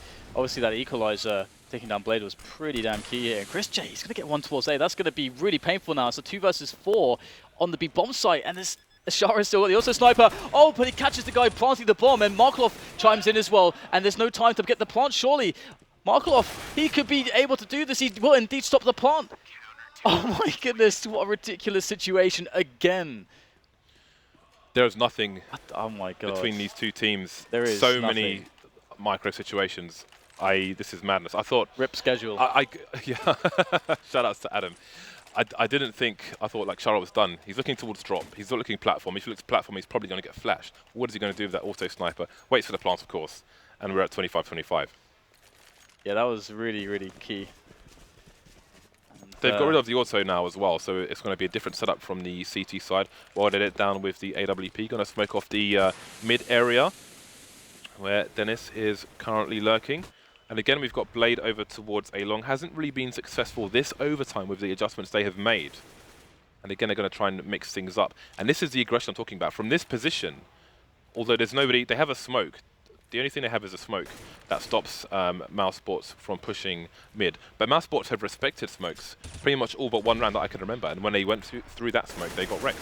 But here they go, moving through danger. Now Wild that it's going to have to be very careful indeed. I think he tagged 2 people at once indeed. Next got 12 HP, so that's a great start for them. And Blade is still in a strong position where he can do great damage to the remainder of mousesports. Yeah, I don't know what mousesports really have to work with in this position because the rotation's starting to happen. Okay, Chris kills Blade, but Wilded throws in the nades. He's going to slow them down. He's just got 1 player close. Great shot from Wilded, dropping Dennis with the no-scope. And, I mean, Chris J on 12 health, next on 12 health. You can't expect too much from this position, but they're going to give it a go. Smoke down on the bomb site. It's going to make life even harder here for mousesports. At least this time they have time. Oh, the shot comes in. Markov gets picked out of the sky. Bondik will trade on to next, though. And it's all down to Chris J once again with the flick. Misses the shot, and Shara punishes him. A fatal mistake, fatal miss. And 26-25 now is the scoreline. Overtime 4. I have no words. You just can't. I just can't even. I don't even. You can only what even, is this? and you can't even. Well, I'm glad that Wild at it, and well, Flipside made the decision to put Wild at it in a more aggressive position towards long, because that's what we're talking about. We saw him there only 1 time, and that time he killed at least 3 people. Obviously, you can't go there every single round, but having a bit more aggression where he can go for those repeaks and have those angles where people are just going to be running into him like lemmings off the side of a cliff. You know, that's going to be very favourable for him and his style of play, rather than having it so basically once you're engaging them, they're on top of the site, and if it doesn't go your way, if you're Blade, then you might lose the round. Yeah, it's crazy. The amount of pressure is crazy. And I would expect to see more players kind of starting to break or make, you know, really big mistakes, but we're not really seeing the huge blunders. There's small mistakes here and there. Like, for example, you know, a few rounds ago, we saw that spot where I think it was Dennis or Spitty who ran when he should have been walking, sort of thing. Oh, like, on T main for the defuse on CT side. On B plat, yeah. Yeah, and you know, like small mistakes like that tend to happen. We haven't seen anything. Obviously that ended up costing them the round. But I mean, we haven't seen, really fatal flaws like a guy missing, kills that he really should hit. No one's really, truly getting completely smashed under the pressure. So Yeah, I mean, the biggest one, in my opinion, was just the decision to rush B from Flipside in normal time. Because I think that's a major turning point. But that's so long ago now. it feels like an age ago, yeah. It's really weird. Again, the evolution of this match. Because mousesports have found ways to win T-side rounds and CT rounds now. Whereas they're really struggling at the beginning. We saw the 12-3. I mean, them only picking up 3 T rounds in the normal time. I think Markelov has had 1 kill in the last 7 rounds, because I remember him being at 48 kills at the end of an overtime, and he's only on 49 kills now. So he's not having the impact that he was in previous overtimes. We'll see if, well, I mean, in fairness, mousesports have been going more towards A than B, and he's been playing around the statue on B a lot of the time and getting a lot of kills there on the CT side. But Flipside are on the T side now, so we will see if he will continue his abuse of the underpass area. I mean, the drop zone area, excuse me. So we're going to have Bondic over towards A-Long, just holding the flank. We haven't seen I don't think, a single push from CTs in that area, and you can see why, because it's always been covered by the opposing team. So while they're holding the angle, watch Shara moves forward. Again, this is a familiar setup to Flipside. They do this on A cache as well, A main, when they on the T side. Or that it will be early holding an angle while he has one teammate moving up close to the box. You can see Chris J is in the statue, under the legs, of course. See if this pays off. So more adjustments from both sides. 1 minute 10 on the clock. I'm wondering what Markelov is up to. Indeed, he is abusing the drop zone area, but he has a teammate in tow as well. Well did it with the AWP. Yeah, there's been a healthy amount of variation considering the amount of overtimes. We're seeing still some newer setups already, setups coming into play, like the statue boost. Though that said, they've abandoned it now later into the round as they're feeling all the pressure towards drop. And indeed, there is quite a significant amount of players emerging there now. Markelov's been dinked and finished off by Speedy as well. Yeah, it's really nice here for Flipside now. They've, of course, lost a player, but they got the drop. And Bondic's in there. Can he get this kill? Oh, he was flashed for too long, and that's going to be a frag there for Speedy. 2 versus 4. That really didn't go according to plan. Now they'll finally emerge out of the B plateau, and nobody's actually looking just yet. The smokes are down too, so Shara's going to get himself forward position. He's just charging into drop. They now know where he is. The bomb is not being planted just yet because Blade wants to try to support Shara, but the time is running down here. 15 seconds left on the clock. Shara tries to take the initial fight, and Blade going for a desperation plant. That round was a bit of a mess for Flipside in the end. Well, another team loses the round going into a half, loses the lead, should I say, and the round. 26-26. So now we need a team to reach 28 rounds to take it in overtime 4. Otherwise, I'm going to get more grey hairs in this chair. AWP onto both sides, 4 AKs, 2 AKs onto the CT side, which might make a difference if people are quick enough on the trigger. We'll have to wait and see. 3 going over towards B for the CT side. Spiddy going through the drop zone, but he will play it from the outside, as has been the standard in this match from both teams. Dennis went for a quick peek towards A-Long, but he is moving back to join next now towards the mid area. Again, Flipside starting off very passive indeed. Markelov making a nuisance of himself, like a bad pupil trying to avoid detention here and continue his streak of terror. Yeah, and we've got the double setup from Spiddy and Chris at the end of plateau. So again, variations on the setups. And Nico, instead of playing nearer the tree position or so, due to that setup, he's holding connected because there's no presence otherwise in drop. And Markov has been such a, as you say, a terror towards that drop zone. It's quite surprising. Spiddy's going for the push on B plat. This is very aggressive. Typically, this is hard to pull off, but Spiddy's going to get the aggressive frag. No trade coming in, and he's going to fall back to safety. Or is he going to stay out there? Risky stuff. That is well cheeky. It is quite cheeky considering they already have the advantage now. He's made the information play though, which means that mousesports are going to have 3 people over towards the A site. 39 seconds left. Markelov going to try and suggest that perhaps they're going to be going over towards B. Wildernet going to get wrecked by Chris J. And that's not causing any rotation. They've seen this before, where they've left Wildernet to try and suggest that they're going to go to one site when in fact they're going to the other. So it seems that mousesports have the jump on Flipside's ideas now. But Blade and Markelov going for the split, but Bonda gets taken down as well. So everything's falling apart here for Flipside. 2 plays left to make that one. Blade is alone, and his team are low on money. So once again, we're going to see a situation where mousesports are in a commanding position, a chance again to win the match. And Flipside have to go for basically a clutch win. This is the jumble sale buy, Dan. They've gone to their grandmother's house and sold all the family china, the heirlooms, the little coins, you know, from olden times, and they've managed to get out 2 pistols, 2 AKs, a Galil, and 3 smokes and a flashbang. The end may well be nigh, Dan, because this is the worst buy that Flipside have had in I don't know how many rounds. This is getting to like face it overtime levels at the moment. Yeah, I bet the viewers are loving it. I wonder if any Dragon Laws are dropped yet, James, in all these Cobblestone rounds. But either way, could all be over here. Flipside have been able to win these rounds miraculously more than once previous in this match, and get a bit of pressure at the start of the round from Markov in towards the drop. He's going to back away, and it's just going to be a simple hit towards A because they don't have much to work with. They just got to go for it. And we're going to see Chris J with the spot. He's going to make the call here, and Dennis is going to smoke off the mid-ramp. So these smokes, these nades from mousesports are going to be very hard to play around for Flipside. And there's Chris J. He's going to pick off Weld at it as they go through to the site. Another frag going Chris J's way, but somehow Flipside are pulling frags back. 3 kills in a row. What on earth is happening right now? It's down to Nex and down to Nico. One is on the site, Nico still on the balcony. Is he going to get a double pick? It's Nico versus 3. He's taken 1 down. It is a clutch master for mousesports. Is he able to do this? Or are we going to die in these chairs down? Shara's down to 31 HP. Nico's still stuck in the choke point, but they don't want to peek him. They want to try and set up for a crossfire. Don't know if he's at the door of the balcony. He's down on the floor now. Markelov's going to get taken down. Shara doesn't have much HP. He's going for the taps now. Shara's just holding behind that pillar. That pillar is all that is between mousesports and the finals, and Shara's going to take it somehow. He goes for the hero peak, Dan. And we are going to overtime 5. I'm going to cover this stage of urine. I'm also just going to be a puddle. And actually, James, it's going to probably affect the players because they're right below us. Dan, Markelov's still on 49 kills. He hasn't. I don't think he's had any kills in the last 2 sets of overtime. Yep. Yeah, in 12 rounds. He's not been able to do pretty much anything. If he starts killing again, does that mean Flipside are going to win the match? It's so weird, isn't it? Because he was such a big part of Flipside getting to the overtimes and then slowly started dropping off. And, you know, the question is it, you know, I actually would say, you know, you can't really question his experience, obviously, because it's Markelov, for God's sake. But that it's just adjustment, isn't it? That would then suggest that it should be more based on the adjustments that the opposition have been making. We have almost played 60 rounds, Dan, in a best of 1.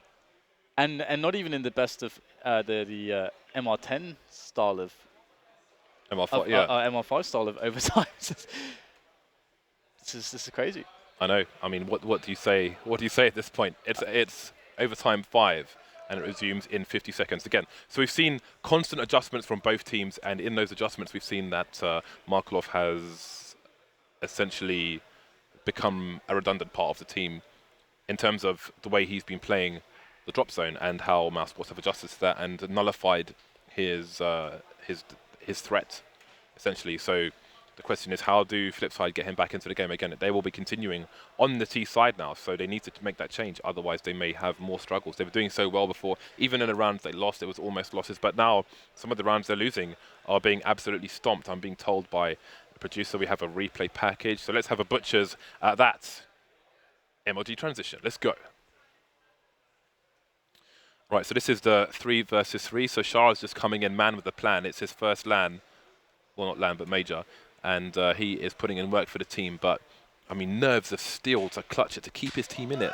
In that 1 versus 1, Nico just wrecking Bondik, who had the tightest of angles, and actually it was Markelov, who you'll see get shot in the, well, get shot very shortly indeed.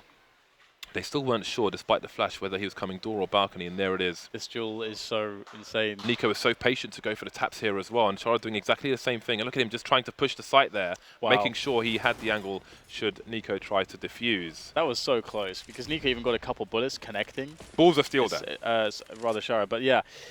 Okay, so let's do this then. So, 27-27, overtime round 55 then, of this best of 1, first match of the day. Get wrecked schedule, of course. Get wrecked schedule. The schedule is getting fully wrecked. Indeed it is. What a perfect flashbang. They know the angle so well. Very studied, drilled team. They'll be looking to drill some cold steel into Chris J's head. He's had to reposition, but he still has another angle he can play with and support from a teammate. See how far they continue to push. The bomb is on the floor towards A-Long at present, although you never know where it's going to end up with Flipside. Absolutely, just the slow push, just getting those CTs further and further back into their own bomb site. And we got the play into the drop zone. Markov, let's see if he's able to get something done here. He's through to connector, so he's very key there. He's got some support as well. With him, Blade is going to take down Dennis. Shara's left in connector, and Markov opening things up onto the bomb site.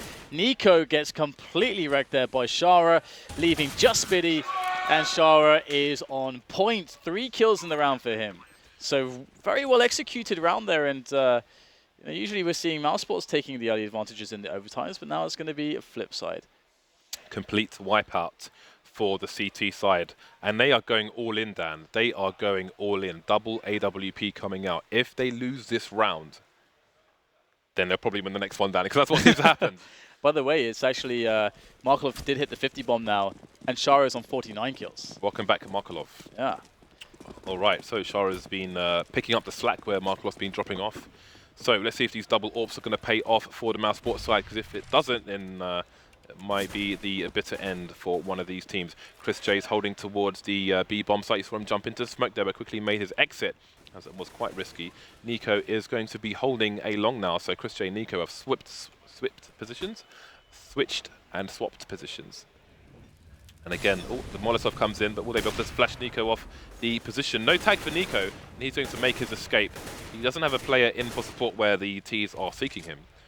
Minute 15 on the clock here. Markov again back to his old tricks. Just being a pain in the behind, in the posterior, in the bottom, in the bum. Dirty air. Okay. Let's see if Bonnet can actually be successful here with this push. Looks like Dennis is actually just going to go straight through the angle there. Nico looking to get the trade, and he does. Bondic is going to hit the floor, cold, but again, well done, it peaks. And Nico perhaps a little bit too greedy there. What's important here is there are still 45 seconds left on the clock, and they don't know if Markov is in the drop zone or not. So wherever the CTs try to rotate with the few members they have to be paranoid about any potential flanks here from Markov. But he's choosing not to commit to the drop zone and rotate elsewhere. The bomb seems to be going towards A. Shara is running away now, but Speedy should hear that. And indeed, Speedy and Chris J are instantly rotating because they can hear Shara running away in the T main area. Yeah, big play. They picked the right bomb side, of course, and it's Next right at the back. Let's see if Next can defend there. He's been smoked off. All the nades there going into the bomb side should give them a free plant, and Next is actually going to be taken down by the flames. So 2 versus 2 now. Chris J and Spitty looking for the clutch, the retake as the bomb is ticking. And the 2 players, both Ts, are on the bomb site. Chris J just stand up here, looks to see if he can get a quick flick on one of these players, and Spitty's working his way in on the other side. What did it now? This is very tough for him. Gets the first flick there. That's Chris J down. It's just Spitty behind that ledge. Well, that it looks for the shot, but he's completely missed it. And Spitty will pick it up. He'll get the defuse and the AWP to boot. So the question is, how much money are the CTs going to have going into this last round? Are they going to be stretched on the utility in terms of grenades and so on? Again, the score is tied, but will everything be on their side going into the last round of the first half of Overtime 5 in this best-of-1 first match of the day? So you can see, like Next, for example, starting with $3,600. So we've got the UMP coming out again. Despite winning the round, they have the inferior buy. Double UMP for the CT side. So they just lost too many players in the last 2 rounds. But can they take it over the line? We've seen that sometimes the equipment hasn't even mattered in terms of who has won the round. Will it be true on this occasion? They've gone from two AWPs to 1 onto Chris J, and he is going to be going over towards the B bomb site again. They've got 4 men over there, so it's another adjustment they've made. Chris J going over towards B instead of A, where he's been potentially wasted for the team. Oh, Next should have been able to have that kill. That's really tough now for mousesports. This pace is so fast. Spitty can't hold either. Markov picking up the entry there. Nico coming in to save the day with that UMP, taking down Bondic, but it is still a man disadvantage for the CT side of mousesports as Flipside Tactics make their rotation back in towards A, and Nico is going to be able to claim Markov, and that's going to open the channels up from that B bomb site into A. And that said, Flipside are not even on the bomb site just yet, so this is going to be a big deal to get that kill so quickly. So nades raining into the A bomb site now, as Flipside try to get that bomb planted, but here comes mousesports in force. Oh, that perfect nade onto Dennis's feet, going to put him down to 60. He had so many flashes straight in his face as well, but they've got 2 CTs in position now. Blade trying to go for the peak there with his teammate, but they're going to be traded. Blade goes down, Dennis goes down, 2 versus 2. Still loads of time for the bomb to go down, but the bomb's on the floor in CT spawn. Well, it's going to be able to collect it, but he doesn't know where the second CT might be, and indeed, Nico's come out. He's on the APC. I think his head might have been spotted there. Or they're going to change his plant. Wherever he plants, it's going to be a gamble. Is Nico up for the challenge here? He's going to get taken down 1 versus 1 now. Chris J with the AWP versus Worlded on AWP himself with the AK. Chris J dancing around the APC. Might try to jump onto the roof perhaps. He's waiting for Worlded to peek in the wrong place, but it's a gamble for both players. Looking at Worlded trying to shoulder peek, and Chris J's gone down to the 5-7 here. Going to jump onto the roof. Worlded surely hears him. Doesn't get the angle in time. Headshot comes in, and it will be mousesports taking the advantage into the next round, despite starting with an UMP in this round. My God, the level of clutch coming in on these rounds is something special. 29-28. It's hard to really have words to describe this match at this point. We've seen so much, and it doesn't seem to end. And it's such a great test of discipline for these teams. And luckily for them, they'll get quite a break after this match, if when it finally does end. It's just that. What do you mean when it ends? What if it never ends, Dan? It's well. I don't see an ended side. There's so many times the team with the weaker buy has won the round as well, and like so many times when we change halves or we start a half, the team with a 1-round lead loses immediately. Just tie after tie after tie after tie after tie. There are so many rounds where the team that has the better strategy and the better position for the initial play loses the round. That has happened so many times now. It's unbelievable. That's why, like, when we saw Flipside, for example, just start the match with 12-3, that happened repeatedly. Oh yeah, I forgot about that. Yeah, it was mousesports winning those situations where Flipside were playing really good, T sides, setting themselves up to win rounds, but they could never close them. And now this is happening to both of the teams now, that are having this situation. Now we're getting spots where mousesports are playing some really sick setups and they're creating good opportunities, but then they can't close when it really matters. So it's well, there are more questions to ask here. We saw the problems with that were caused to Flipside by mousesports' adjustments and realization that there was weakness towards A in terms of the setup between Blade and Worlded. We saw Blade get picked off loads of times with no answer in the previous overtime 4, of course. So now you have to ask yourselves, I mean, there was a bit of struggle and constant change on Flipside's team, trying to get things set up the right way. So now you have to wonder if they're going to continue to change that, how they're going to make things go back into their favor on their CT side, which is about to start. It's funny, I think we're going to have all the teams arriving to watch this match because they were like, hey guys, so what's going on? So time to play our match. Oh wait, there's still the first match going on. We're still into game 1. And shout outs to the over 800,000 people that I can see are watching at the moment. Crazy stuff here. And interestingly, no AWPs on the T side for mousesports, so they've made more adjustments. Shout outs to Bath Salt Chickens. Right, so no AK for mousesports. They've decided that it's going to be better for them to all have AKs. Speaking of AWPs, well, that it takes down Speedy. I think I said no AK for mousesports. I meant no AWP. Well, there we go. They're at man disadvantage, and they're looking to take the drop quickly with numbers themselves. There's no split really to happen here. They've got Nico heading over towards A. Is he going to be good enough to get some work in? Some damage, but the frags are coming now. Here for the CT side. Chris J still lurking in that connector area with the bomb as well, and the bomb's been spotted. Nico needs to open up the bomb side. He has to do that because there's no way for Chris J to get into the B side at this point, and he's doing a good job of it, taking down Blade, but Worlded, a sick angle there, sick shot as Chris J is going to hit the floor cold. Just down to Nico now in a 1 versus 2. So it'll be a great moment for a clutch from Nico once again. 50 seconds left on the clock as he's holding onto the bomb, holding steady onto the angle. So patient. Will it pay off for Nico? Players on both angles. Great shot as he turns around and finds Shara, nails him. Now it's just the 1 versus 1 against Worlded. Nico, can he pull this one off? The fight resumes once again, and the spray comes in. Nico takes down Worlded for the clutch. 1 versus 2. The big man of mousesports shows just how good he is once again. 2 match points at this point for mousesports. Flipside needs to win both these rounds. Otherwise, well, we know we've been there before.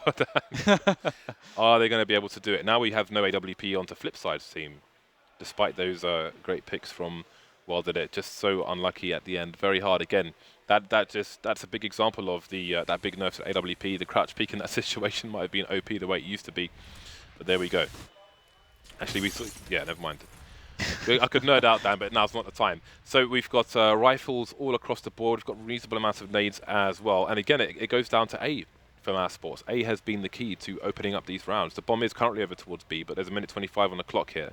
And again, adjusting the time of the drops. So many times we didn't really see them approach drop at all, but that was a big adjustment they had afforded to them, and it has paid off.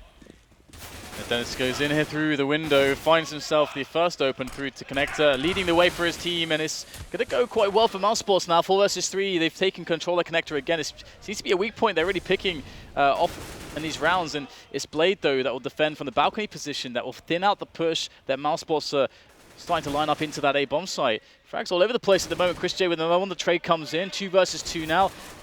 And Spiddy with the response. Well did it now for the clutch here. Can he keep Flipside in this? Here he goes, looking for that shot as they are toying with him. They know exactly where he is, and they do have time to go back to the other bomb site if they really want to try to do that. So they do search for well did it here. Oh, he's repositioned. They might not know where he is. I think he's been spotted by Spiddy now, and Chris J nails him, and mousesports finally close it. After 5 overtimes, mousesports will eliminate Flipside Tactics and send them home. 59 rounds, Dan.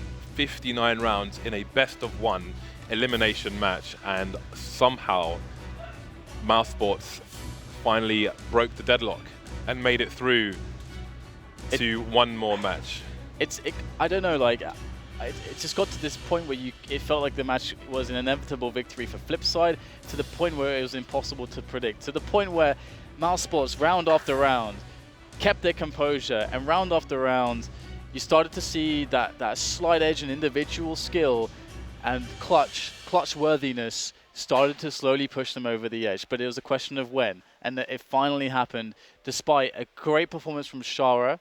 Shara really picked up the pieces in the overtime for the end. I say the overtime, the other match worth of overtimes for Flipside, as well as Markov getting them to that point. I think what it came down to ultimately for mousesports was realizing with all these overtimes, hold on guys, the A site's pretty weak at the moment, you know, and all those encounters where they picked Blade off and eventually they just continued going A basically. They showed some presence towards B, and it just went A again and again and again and again, and Flipside couldn't hold A down ultimately. Yeah, I really liked how they were attacking connector and stuff in the last couple of rounds. It looked like they really figured it out, and I'm so curious to see, you know, how like, you know, what they thought of that match, their thoughts on a match like that, because that match is such an endurance battle as well, because there's multiple things going on there. You've got the pressure of the fact that you can be eliminated from the major, the first $1 million major here on American soil.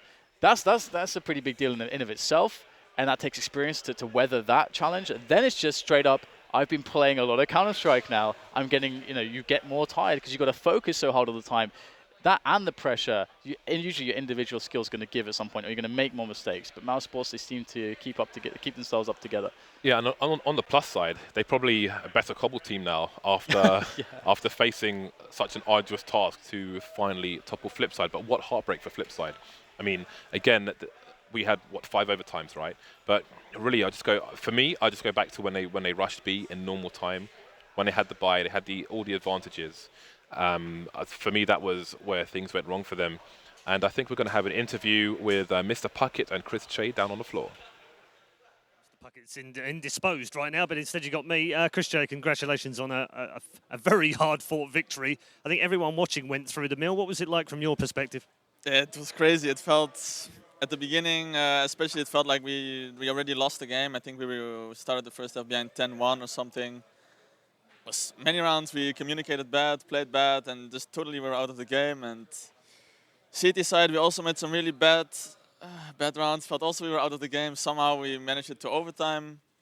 A few times in overtime, it also feels like we lost, or people kind of gave up in the team. Then suddenly someone made a sick clutch again, and we come back in it. It was really crazy roller coaster. let's talk about the first half, as if you really want to talk about the first half of the game itself, because it wasn't good. So what went wrong for your T side? Because it was horrible. Yeah, I don't know. They prepared good for us. We made some bad decisions, I guess, what to play. And not only that, even in like mid-rounds, rounds we maybe could win. I remember even the second round we obviously had eco after we lost the pistol.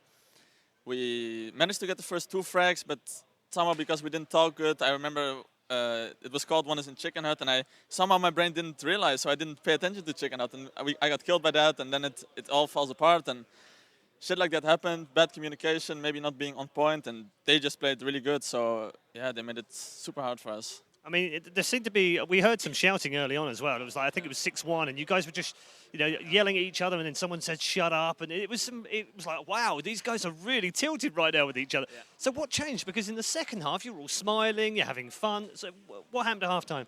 Well, what happened is, I guess, like lately we online had a few times before that we were behind 12-3, and we made comeback a few times. Somehow we have the confidence in the team that even if we're behind really bad, people are mad because we made mistakes, but then everybody can like turn a switch and think, okay, we can still do this if we just start to play good now. And we started to play good at some point, so we came back into it, yeah. What about your own personal performance? A lot of people say this is a one-man team. What do you say to those people? Well, quite often it's the case, but I think right now it wasn't really. I mean, maybe at the start, well, actually at the start Nico also didn't play so good. And I don't know, halfway the second half I started to play okay, I guess, and in overtimes it kept going. But at the start I played so bad. CT, I made some really bad decisions even against Eco. We almost lost, where I think Next then stepped up and got a lot of frags. Next played really good. He kept us in the game at the start. So yeah, I think everybody deserves credit for this game. You're a humble guy, I know that anyway. But you had some great clutches in that game. I mean, in overtimes there were not 1, 2, or 3. There were 3 or 4 very big rounds where you came up big. Yeah, but yeah, we only came to overtime because of my team. So. All right, well, thank you very much. Congrats to Chris J. We'll see him again in the final game of his group. Let's find out the thoughts as they break it down as if they can on the analyst desk with Sir Scoots.